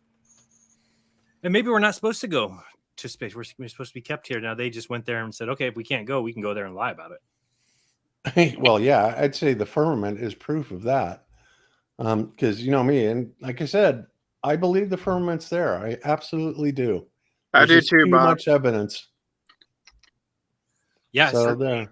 I kind of look at that and I'm thinking about like the different kinds of flight technology that we really don't know about, like electrostatic flight, like spiders do, and maybe they've kind of got something built like into that, kind of like a kite, an electrostatic kite that can fly up there indefinitely. There's so many different questions I have, or possibilities I have, and yet a lot of the globe earthers have such closed minds. Oh, there's no other explanation for it except for, you know, this very limited worldview. I have a good video I could show that I watched a guy yesterday talk about. So the guys that were saying that UFOs are in a certain frequency, he found an old book that shows that the frequency belongs to the government, but he found out that the UFOs are government craft, and I forgot exactly how he found it out. I'll bring it up. Okay, sounds good. So, Chris, do you have any other questions for anybody on the panel? No, sir. I'm honored that you even had me on this long. I just want to say I love you guys. Thank you for being here and backing me up, because I would have thought this stuff anyway. But, you know, you guys have brought me to a whole another level. Uru, I subscribe to your channel even though I can't understand anything. But I am learning Spanish, and I love you. And I'll say goodbye now. All right. Sounds good, Chris. Thank you so much. Sometimes you can turn on the auto translate. There's an option down in the bottom right corner that can do an auto translate for you. And sometimes they can get it. Sometimes they can't. But I'll check that out. Hey, thanks, guys. And I do have to say that I believe the you guys are doing another Flat Earth in South Carolina? Yeah, Plateauberfest. Okay, well, I'm in North Carolina. I'm in Mount Airy. I'm in what they call Mayberry, North Carolina. So I will be there. Mayberry. All right. I'm going to be. Yeah, they love Andy Griffith around here, man. I'll bet they do. I'm telling you. Didn't what's his name just die? Wally Cleaver just died. But yeah, yep. You going to be there, Bob? I will be there. Hey, man, good deal. I guess I'll see you guys later. I'll be listening in. Thank you very much for having me. Right. Sounds good. Okay, we have another person that just joined it, Upside Down Guy, and we're adding you to the stream. And how are you doing, sir? Hey, it was me from earlier. It's the same guy. But I wanted to talk about chemtrails, if you want to continue for, I don't know when this show's ending, but pretty soon. But what did you want to know about them? The delusion of chemtrails is my the topic. Delusion, really? Okay. Why do you call them a delusion? What we're seeing is actually condensation trails. Okay, so you see the clouds sometimes when there's a cloudy day, they're all at the same elevation from your standpoint. Okay. When planes fly, they're condensing air molecules at that elevation and sometimes they actually create a trail. And then when you see all these trails, like you see this crisscross pattern in the sky, and they're like, oh, they're diluting the whole atmosphere with clouds. But what you're seeing, like, you don't want to drive in the same wake as another plane, so you're going to go 500 meters to the right of it. That's not how planes work. Yeah, no, that's not how Okay, they work. I know. No, like there's autopilot, but you're not going to just fly into the exhaust of the plane in front of you when it's cloudy. Well, there's also sounds- flight rules about that too. I mean, It sounds to me like you haven't heard anything about the amount of aluminum that has been admitted. To being in our allegedly. air. Yeah, don't go look up chemtrails. Go look up high altitude aerosol dispersion. This is declassified stuff. Yeah, this they're isn't admitting it even now. hidden. They admit it now. I'm saying they're doing it, This but is what just we're a joke. seeing is most likely just commercial airplanes. Why do they stay there When for you- so many hours? When you start You off know, by saying it's a delusion, For you younger you just- guys, I I understand. Go just and tossing all these other studies and admissions out the window. So I just think it's something to make us look stupid. I just think Yeah. it's something Well, to make us look. let me just close it out by saying this. Obviously, Don't I close think it out. Open it up. Well, I do, but I don't think anybody on the panel agrees with you. First of all, and here's why. Number one, it's already been declassified. They admit it. They admit that they're doing it. Number two, you're talking about contrails, condensation trails, when the water vapor is, you see that, but those are very short-lived phenomenon. I The think chemtrails- most gases are short-lived. No, I think no. they dilute and then they separate due to their Well, we density, happen to know exactly basically. what gases they are. Okay. And what's happening here is, and they're admitting this, like I said, it's already admitted.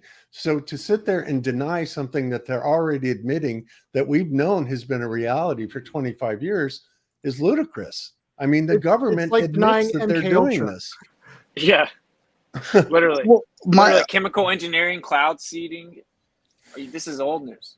This is old news. I mean, and it is. But are they absolutely actually real. doing it? I just Of don't course think they are. Well, I don't watched think they trails in are. the sky sit there for many hours. So they're not just Yeah, condensation sometimes, and trails then that- they slowly disperse. But that's because right. they're above the atmosphere. Contrails do There's not no do wind. that. There's no Contrails do wind not do up that. there. Contrails do not do that. Contrails dissipate within a few seconds. Chemtrails or contrails? Contrails. Chemtrails do. Condensation trails. Chemtrails are made up of basically three ingredients: aluminum, barium, and strontium. And Okay? sulfur. And I think they're very less rampant than what people believe. What do you mean? Yeah, well, I don't think so, because we can see them all, and the government admits it. We've known about. There have been independent laboratories that have gone and sampled it. We actually have footage of these tankers. You can find this all on YouTube, doing the aerosol dispersion in the airs. I mean, I Have you can't seen even the one believe of you the- are defending this. Have you seen the one where the plane starts? I want to defend it because I think it's kind of bogus. I think it's Well, kind of. I think you're wrong. I think what we're mostly seeing is just condensation trails. Okay, well, From- you're entitled to your opinion. You got anything Oh, else? go ahead, Jeran. What were you saying? I don't remember what I said. You said you saw a video. Well, let's summarize your argument. So your argument is that the government admittedly does this, but It's very less they rampant. don't really do. Okay, and no one. That's a subjective. Well, a minute ago, it was a assessment complete after the fact. fantasy. Yeah, a minute Now ago it's was a just like delusion, but now it's like, oh well, they you don't do say it. it well, it's like a patent. I could release a Can patent. you open the but it link doesn't that I have to be dropped real. in the chat, Bob? It's from Wikipedia, and there Is you that have the- Iru? Hey, Iru. Yeah, How's it hello, going? man. Good. Sorry, but, I haven't talked to you in there my is a- lifetime. Thank you. There is a picture in the link that I drop in the chat from here from And I put a video right above that one. StreamYard. It's got a StreamYard, not Do you have these alleged chemtrails in they have the picture. your land? I don't know. Yeah, even here in Spain? Suiza, They're on the all top, over the on world. the top right corner. Well, you see There you have the- see how the rampant they that plane. allegedly are. I think it's just What is this allegedly crap? They're real. The real man. This is from even They're- Wikipedia.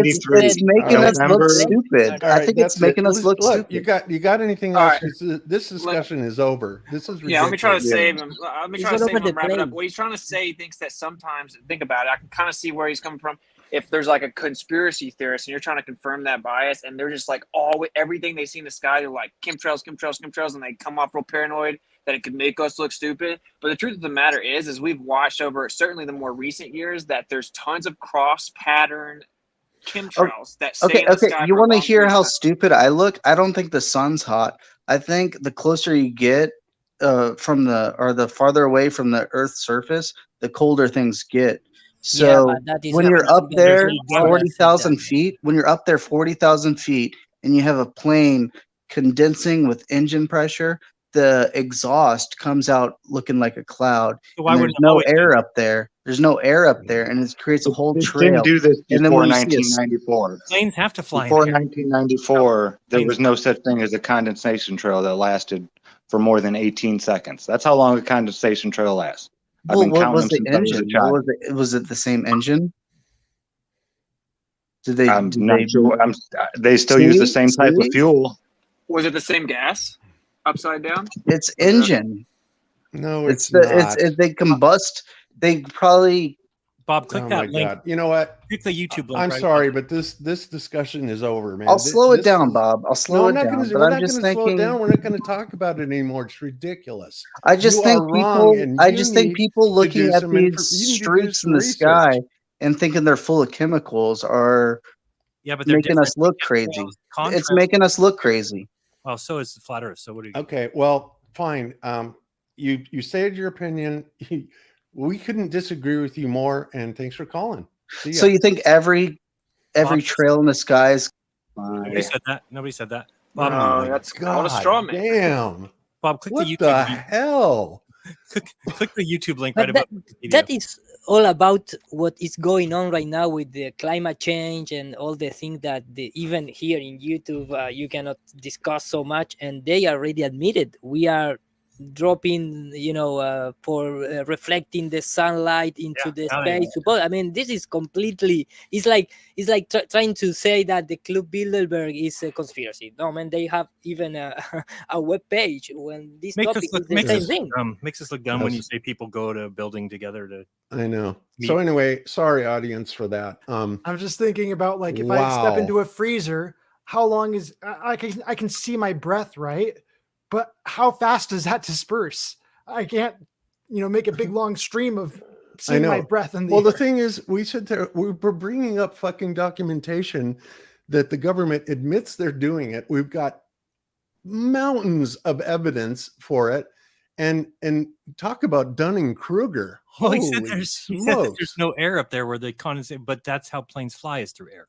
Exactly. How could it and fly if we're there wasn't any deluded, air right? there? We're deluded. Well, yeah, and the colder it is, isn't it the faster the condensation would take place, the faster the dispersion would be, the heat would go towards the cold when Yeah. there's a bigger discrepancy? Go somewhere else with that logic. Yeah. So anyway, all right. So let's go into our last caller. We're going to shut down after these next couple calls and call it a show, guys. But we've got Josie Masillo, and welcome to Globebusters. Hello. How are you doing? I'm Good fine. evening. How you doing? I'm the second time now your guest. I'm really happy. You welcome put back. this. Yeah. I am here because Hero can now have fun. Bob, on the screen, Bob, put up that video I put in there in the chat. That's YouTube right above where Eero put that Wikipedia. Okay. A good collection of chemtrail stuff. All right. Let's see. And I wanted to congratulate you for your hard work and to continue to do this work. And this is nice mission. We are growing fast. And maybe I have a proposition because we see now a lot of. They can't even calculate a 3-body problem. There's so many things they cannot do. So they go into Narnia and they just make it up. And, their stooges believe it. And then you have people like, last guy we were just talking to that that go around propagating that nonsense. And I honestly don't know if he was trolling or if he honestly believed that. But if he honestly believed that, wow. I see it all the time. An appeal to complexity, because I can explain something in a really complicated manner that's hard to follow. You should just agree with me because you don't understand what I'm talking about.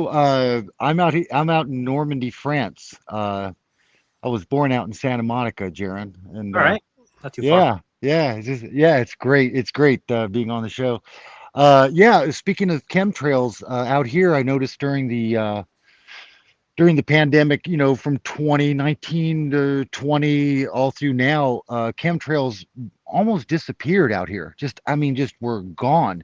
And it was like the pandemic, the fake pandemic was so nice out here. It all had gone away. And as soon as they started lifting the mask sanctions and everything out here in France, the chemtrails started back up. I saw a grid the other day, just crazy. So yeah, I've noticed those things for forever. Out in California, I remember when I was younger, my dad used to work for McDonnell Douglas, and he supposedly had done a part on the lunar rover.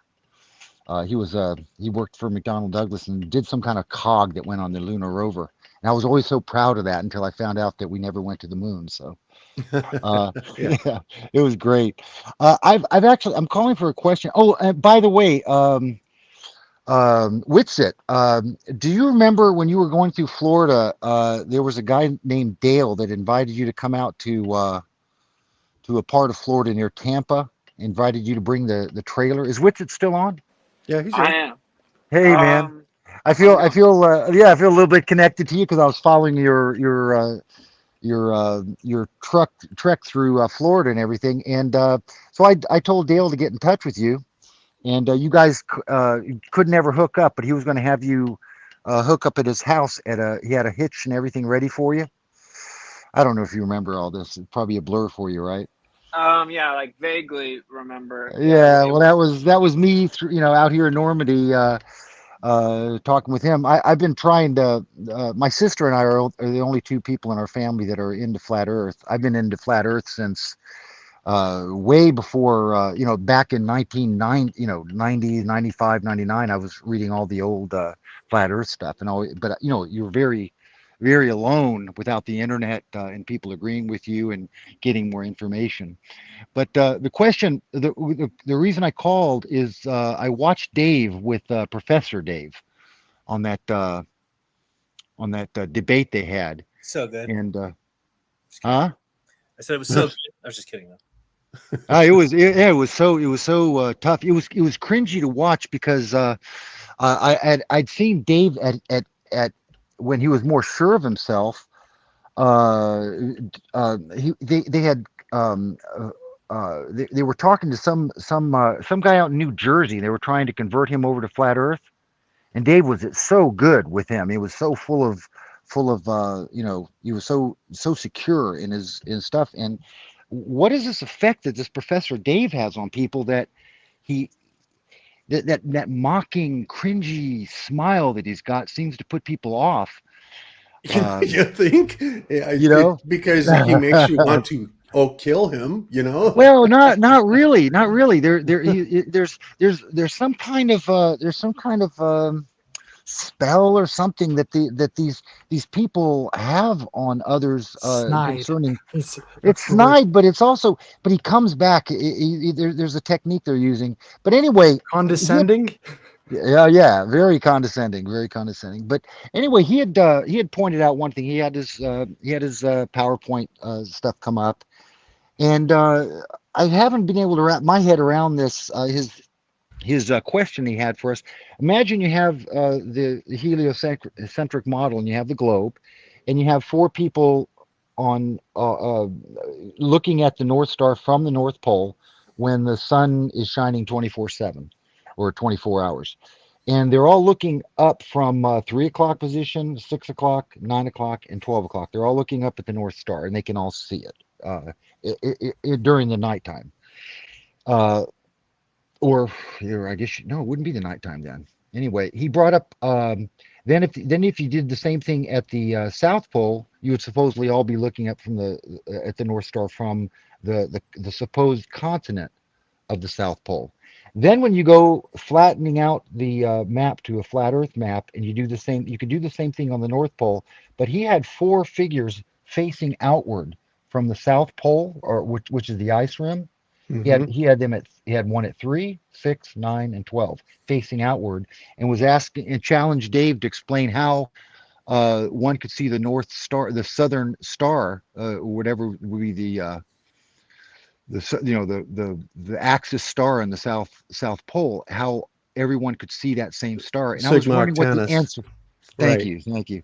And I was wondering how that, because we never got to get to address that. That's one of their techniques, is they throw you off where you can't answer a question and you're mocked continuously. That's part of the spell I was talking about, but it's just rudeness. And Well, what they do too is they're very good at, if you start talking about something and they pretend like that they want to get you on something else, right? But if you start talking about something else, then they'll say, oh yeah, they'll do the same thing.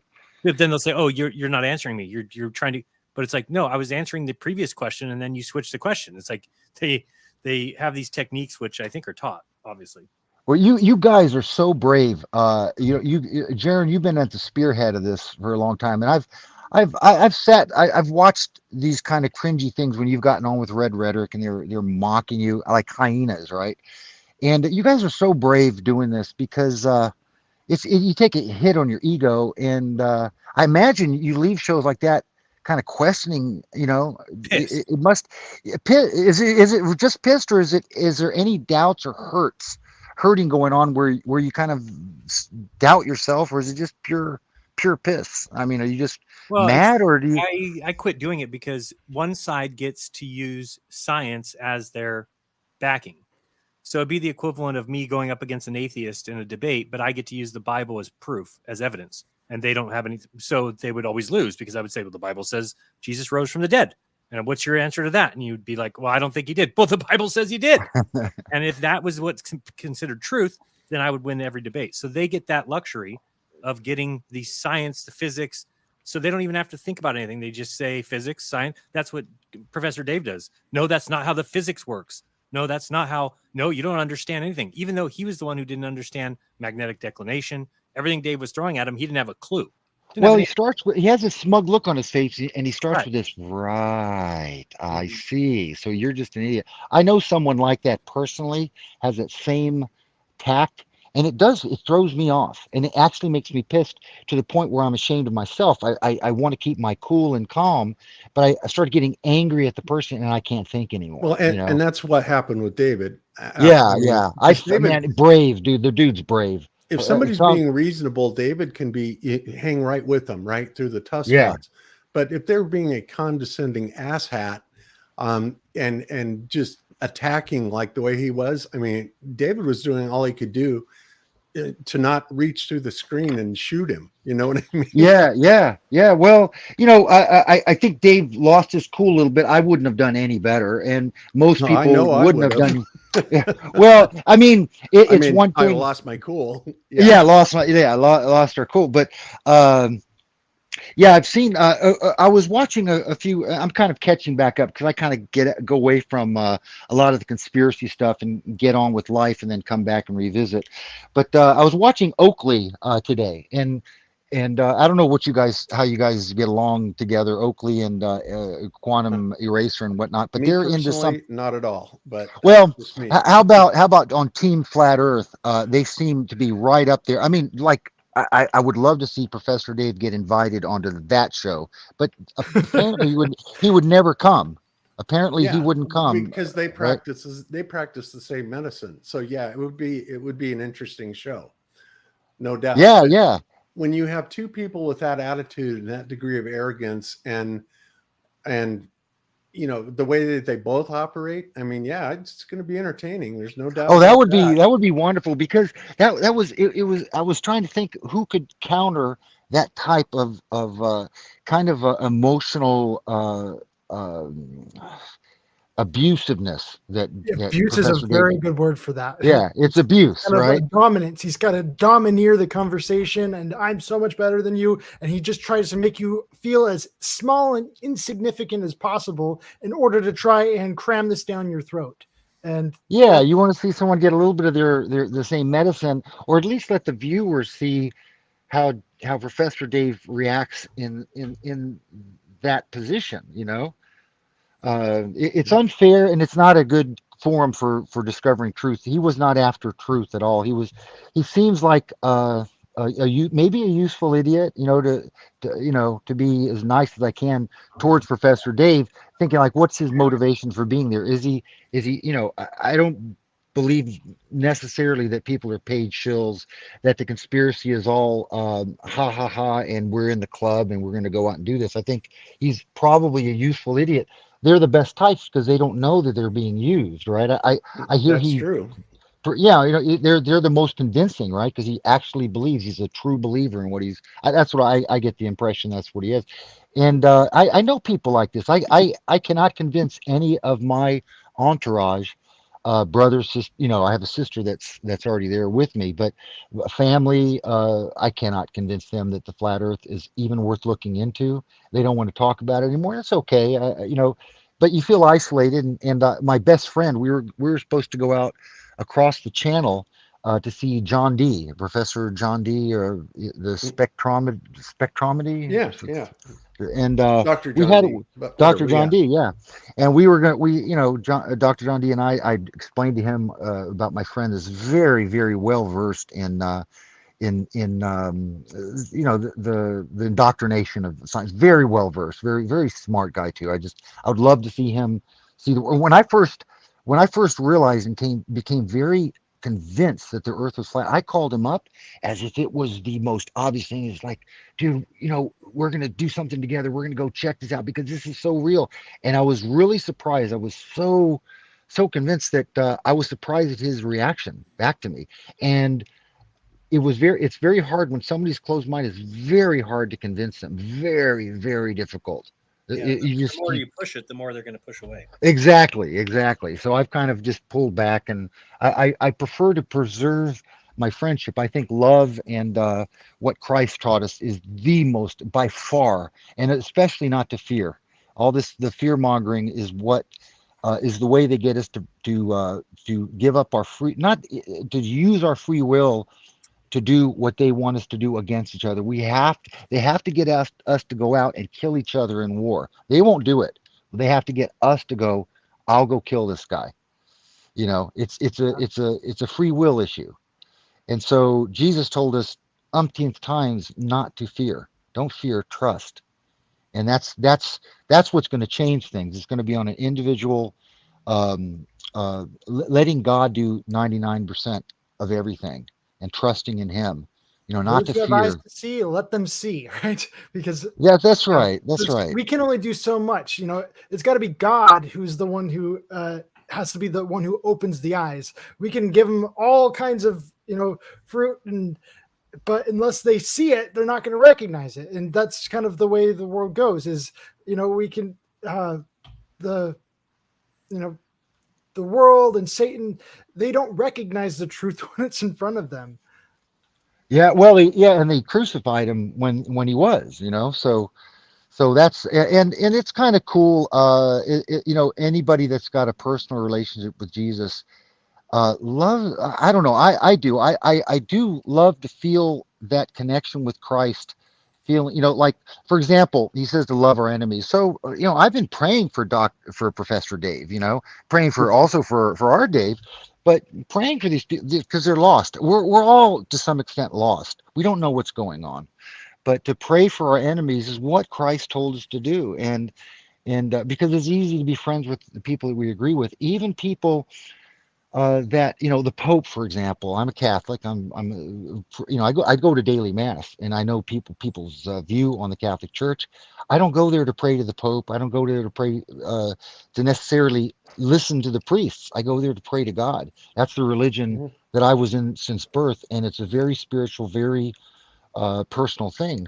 But That's we're tough ground to be in, I'll tell you that. And it's I was yeah, a it's Latter-day tough. Saint, and I get a lot of grief being a Latter-day Saint. A lot of people come and grill me for that and everything. Oh, you're a Mason, and I'm like, no, I'm not a Mason. Yeah. Well, I And, mean, that's part of the Eric, cross too, right? Eric, we've got a couple of people behind you, and I'm only going to Oh, run sorry this about for that. 10 more minutes, and that's Yeah, it. yeah, I didn't We're an realize how hour much over time. already. Yeah, So- can you answer that question? I'll get off and let you answer it on how it's possible to see that southern star. That's why I called. Oh, you know what I'm talking about? 3 o'clock, 6 o'clock, 9 o'clock, and 12 facing yeah, outward from the it's ice. not. Well, and actually, the Octans constellation is made up from stars from Southern basically Cross, right? 120 degrees apart. Okay. That's something that most people don't know about octans. So, and Professor Dave is completely ignorant to that fact. So, I mean, I don't even know what Okay, to say all about right. that. Okay, all right. Well, I'll keep an eye out to try to get my head wrapped around it. Thanks for the time. Sorry for talking so long.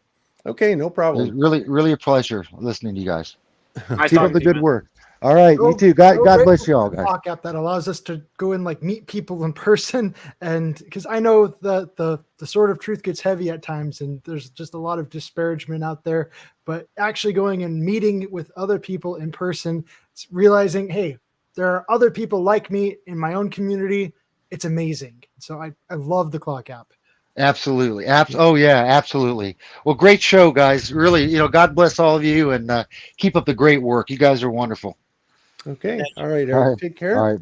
And let's move over to Boz99. Boz99, you are on with Globebusters. How you doing, sir? Hello, good evening. It's 1 a.m. here. I'm from the Netherlands. Can you guys hear me? We hear you and see you perfectly. Okay, that's very nice. Thank you. Thank you for having me. And thank you for taking calls. It's the first time I'm calling.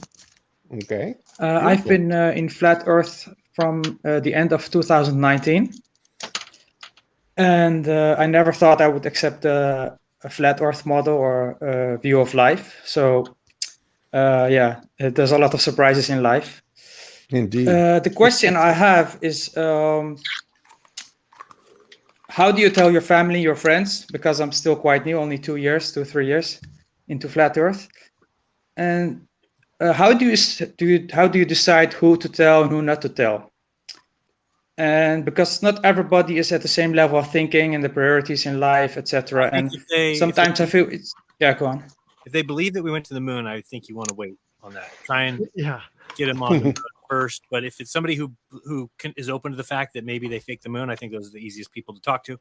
And then what I think worked for me, and I didn't learn this until later, is to kind of bring it up and talk to them about it. And then the second they give any kickback, just be like, never mind. I don't want to talk about it.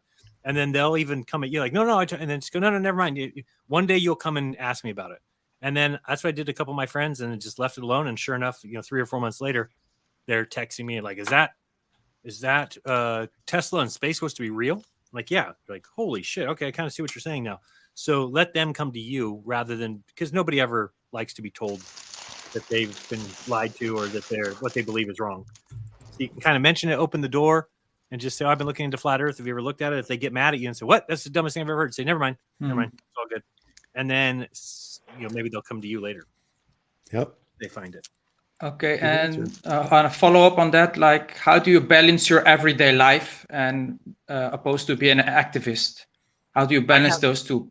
I have 0 friends, and I've got just my wife and my son. So it's pretty easy to balance. Yeah. When we are kind of fanatics about it, obviously. We are deeply involved because we're truth seekers and we see the world going to hell in a handbasket. And to us, the only way that we can save this world is by making people aware of what's going on in it. And that's why we do what we do. I feel like there's like a moral obligation in this kind of stuff here. This stuff, when you know this much, you've got to do this much. But when you know this much and you're not doing this much, that's when there's a problem. Knowledge comes with responsibility. What are we going to go? You can't close your eyes to this. Yeah. So once you've seen it, it's not like I could go do something else and just pick. I'll just go back to being a normie. I just couldn't do it. One approach that I found works when it comes to talking to people is just kind of bring it up lightly. Just really like, hey, just do you know there's flat earthers out there? And just kind of, you know, I kind of look into this and, you know, it's really crazy stuff. And all of a sudden, wow, look at that. You know, what do you think about that? And just, if you can treat it light and just, hey, look into this just for the fun of it, and, you know, see where it goes, you know, and if you can kind of treat it lightly and be very friendly in it instead of really, it really, really helps. And a lot of us, I mean, we got so passionate about this one. I mean, I know Jeran wasn't so much of a conspiracy theorist. I mean, I wrote my high school thesis over 20 years ago on JFK assassination not being Lee Harvey Oswald. So I've been at this for a while. And this is the one thing that they can't hide from us. You know, they can go blow stuff up and destroy it and sweep it under a rug and take it all away, and we don't get to investigate it. This is the earth, the ground we walk on we're talking about. They can't hide it. So that's why I chose this one as my sword to die on, as, hey, this is real, and I'm going to shout it from the rooftops till they shut me up. There you go. Okay, any other questions?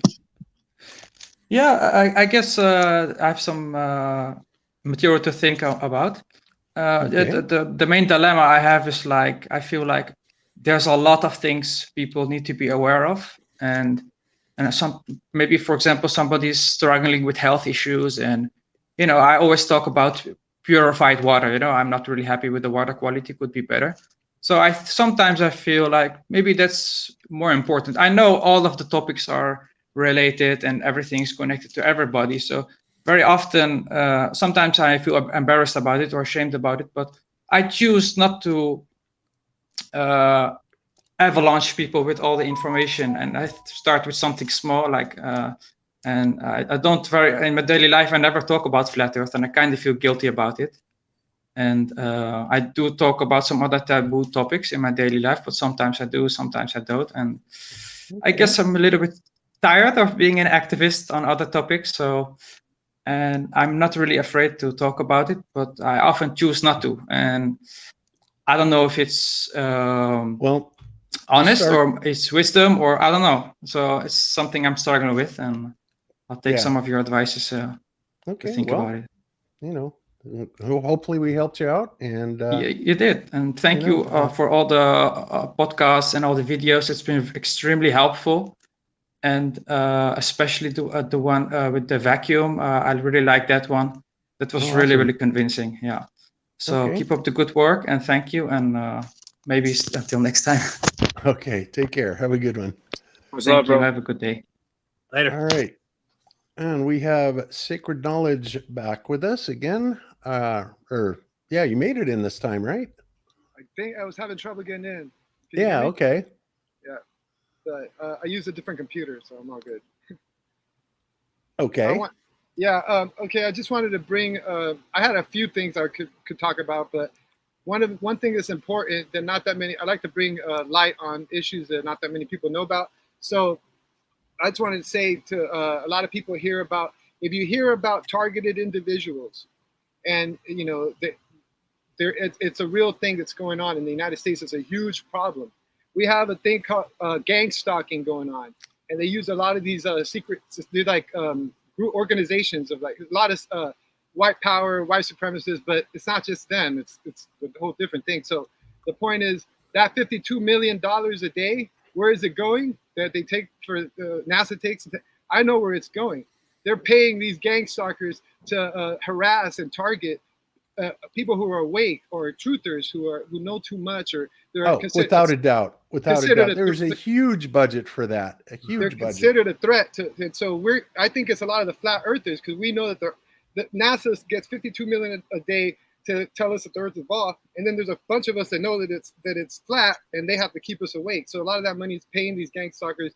They harass me, they follow me, and so if you ever hear about someone talking about gang stalking, it's meant to make you look like you're paranoid schizophrenic. That's what it's for. That's what they want you to look at, so discredit you. So please, don't. A lot of the ex-military that have seen too many things, and they don't trust them fully. Yeah, they'll make you think they're crazy. It's that voice to skull technology. All 4 branches of the military have their own name for it.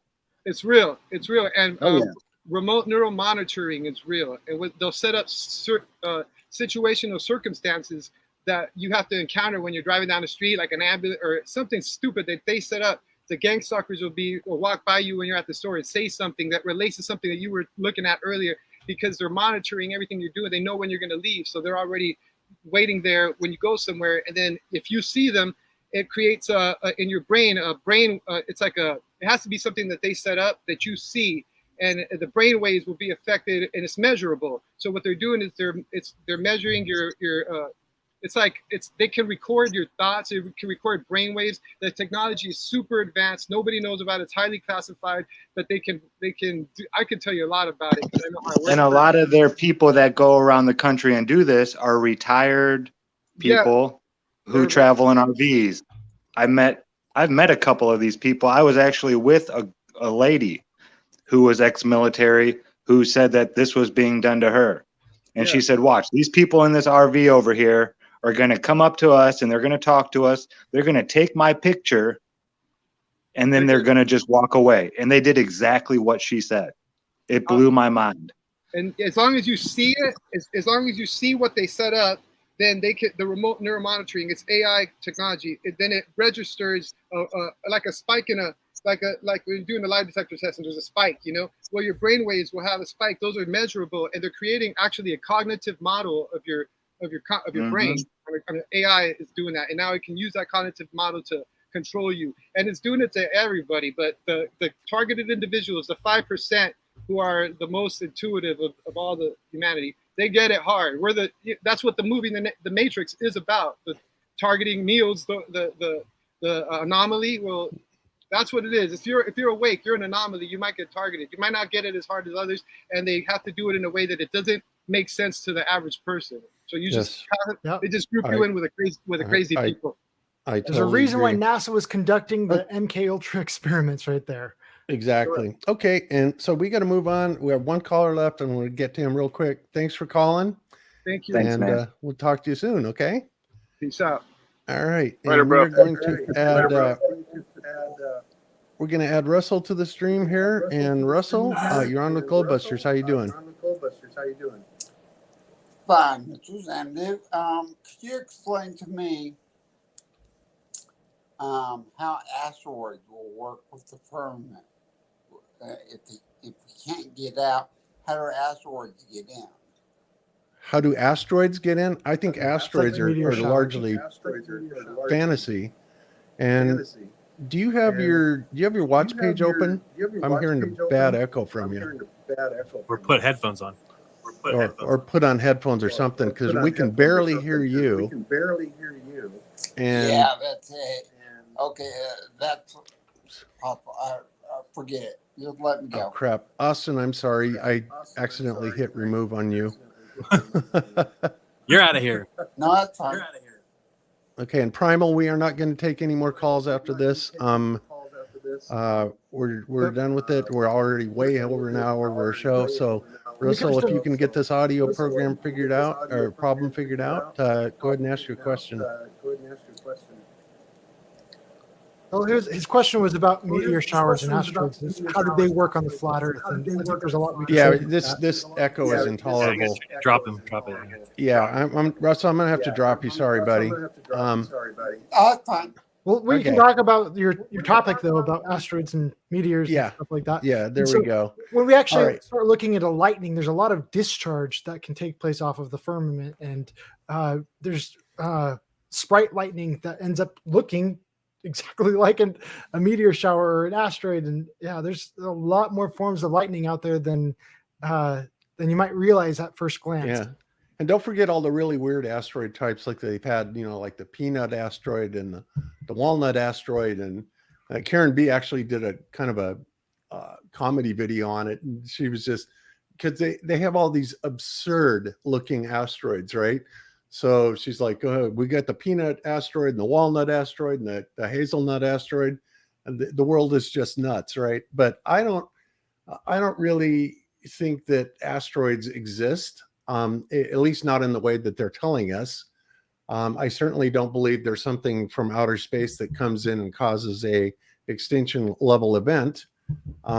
It's just doesn't seem logical, and it's impossible with the firmament. So there we have it. And sorry about that, Austin. I didn't mean to kick you out. All good.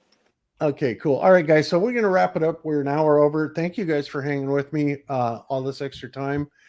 And everybody, thanks for joining us for 4-hour Globebuster.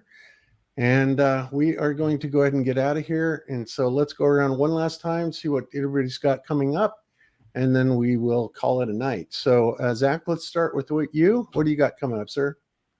I'm just looking into getting some more toys, another DC power supply, and I want a stronger Tesla coil for Flattoberfest, so I can really show the electrostatics affecting all those gases in the tubes. If I use the Tesla coil I have now, I know I'll blow it up. Well, not blow it up, but burn it out at Flattoberfest. I won't be able to help myself showing people. No doubt. So, yeah. Okay. Yeah, the same IRM stuff, all the same stuff, and yeah, thinking about videos, but their video editing is my scourge. What can I say? There you go. All right, sounds good. And Austin, what do you got coming up, sir? Besides moving, which I don't envy you for. Yeah, that's pretty much it, man. Just getting everything ironed out decision-wise, furnishing, what, and then we're moving in, and then I'll jump back on to making content, and I expect to be making a lot of it. So, yeah, that's pretty much it. So a lot of stuff coming, and finally almost getting to settle down. I know, almost. It'll be nice. Get a place you can call home, and because you've literally been uprooted for well over a year now. God, what an adventure you've been on. Yeah, I envy crazy you. long time. Yeah, It was cool. It was cool, but I'm definitely ready to kind of settle down in one place for a little bit. I hear that. Yeah, I can imagine you definitely are. But yeah, what an adventure. Well, you got something to tell your kids, right? Yeah, for sure. All right, cool. All right, so let's move on to Eero. What do you got coming up, sir?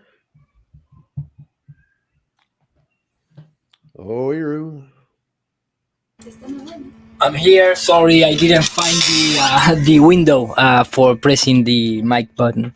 no Well, problem. right now I am working full time in my own server on YouTube platform. You can consider that. It's called nptmedia.tv. I'm start uploading a lot of content from Spanish and from English, both of them. You have a playlist called NPT for All, which is I'm start mirroring my English channel. I'm very happy with the server because it's pretty fast. It works good.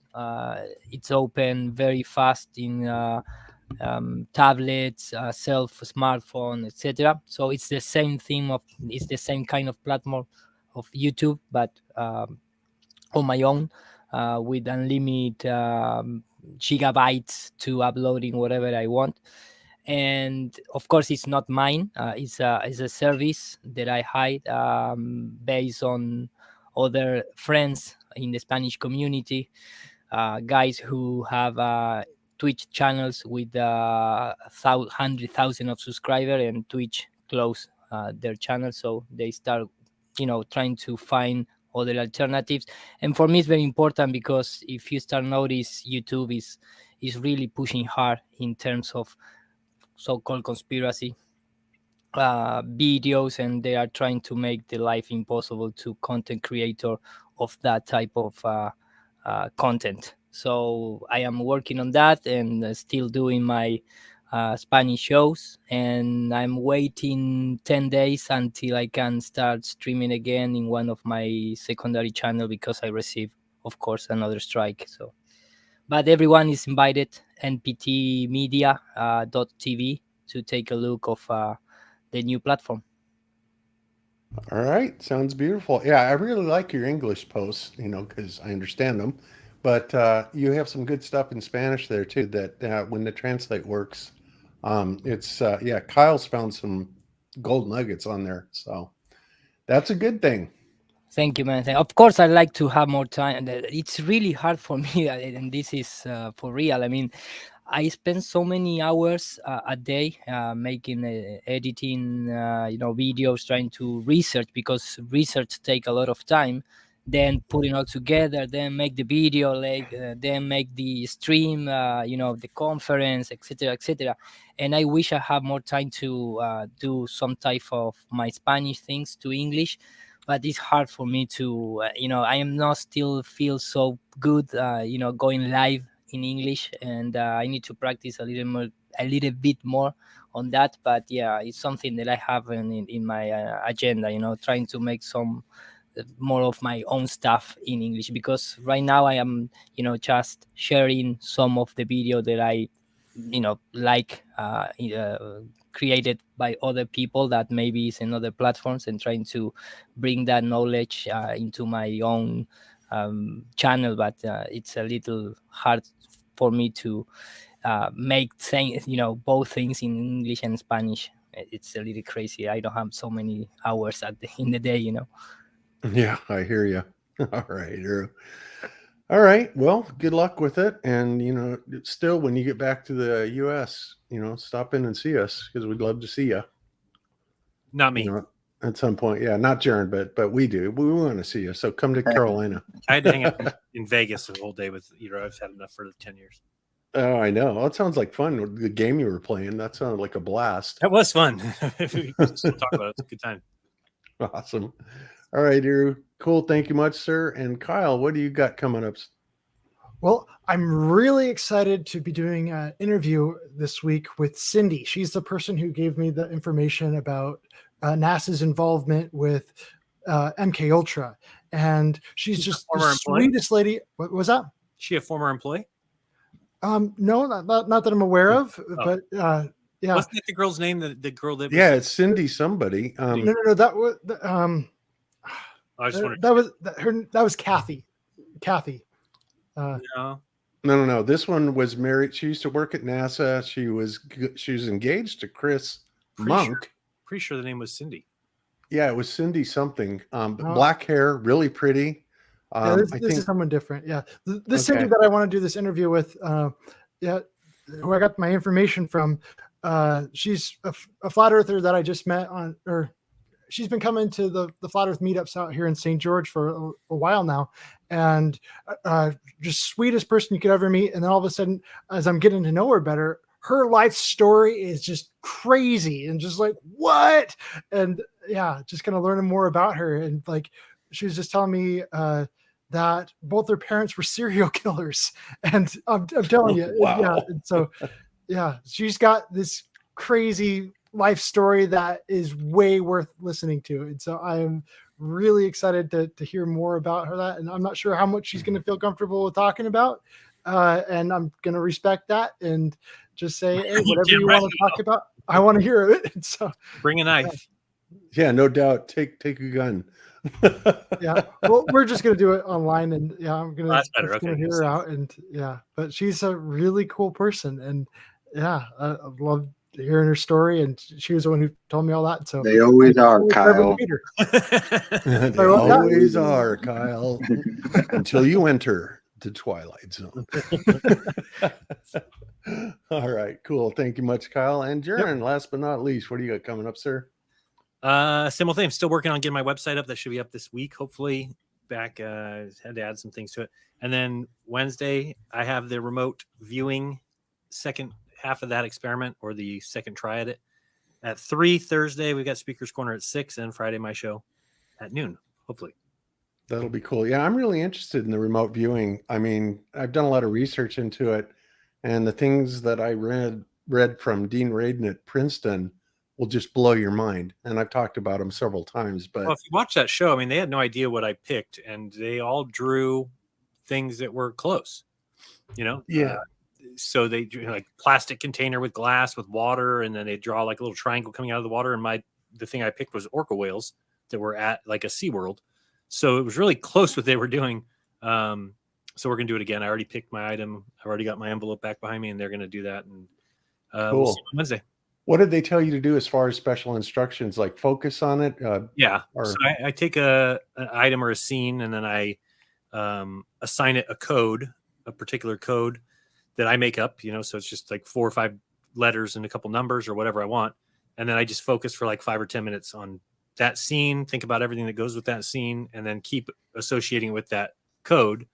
The way they describe it is if there's like drawers in the ether, and let's say drawer number 75B743, whatever, that if I focus on that drawer and then they focus on that drawer, that they can access what was going on. And it is kind of a weird way to say it, but that it's kind of like that. So I was thinking that they weren't going to come anywhere close to what I picked, and they were really close. So we're going to do it again, and we'll see how they do this time. Cool. That sounds awesome. All right. Cool. Hey, Austin, one last question really quick. When is Kai's due date? December 26th is the last date we got. Ooh, Capricorn. Nice. It's going to be awesome. Yeah. All right. Sounds Cool. good. There's some people wondering about it in the chat, so that's cool. All right, everybody. Thank you so much for joining us. And oh my goodness, you know what I didn't do is say thank you for the super chats and stuff. So let me do that really quick, and then we're out of here. Jay Wynn says, have you or any other flat earther thought about broadcasting on shortwave? No, not really. I mean, I'm a ham radio operator, but I haven't been active in that in a long time. So I don't know. I'm not even sure how you would go about doing that, for this show, but it's possible. And so Scuba Dracula FE Rocker, thank you so much for that. Johnny, much love from Ontario, he says. And Robert Zafaris, thank you so much, as always, sir, for all your support through the years. You are awesome. James Ritchie and Julie Bennett come in as rock stars with some really generous donations. Thank you so much, guys. We really, really do appreciate it.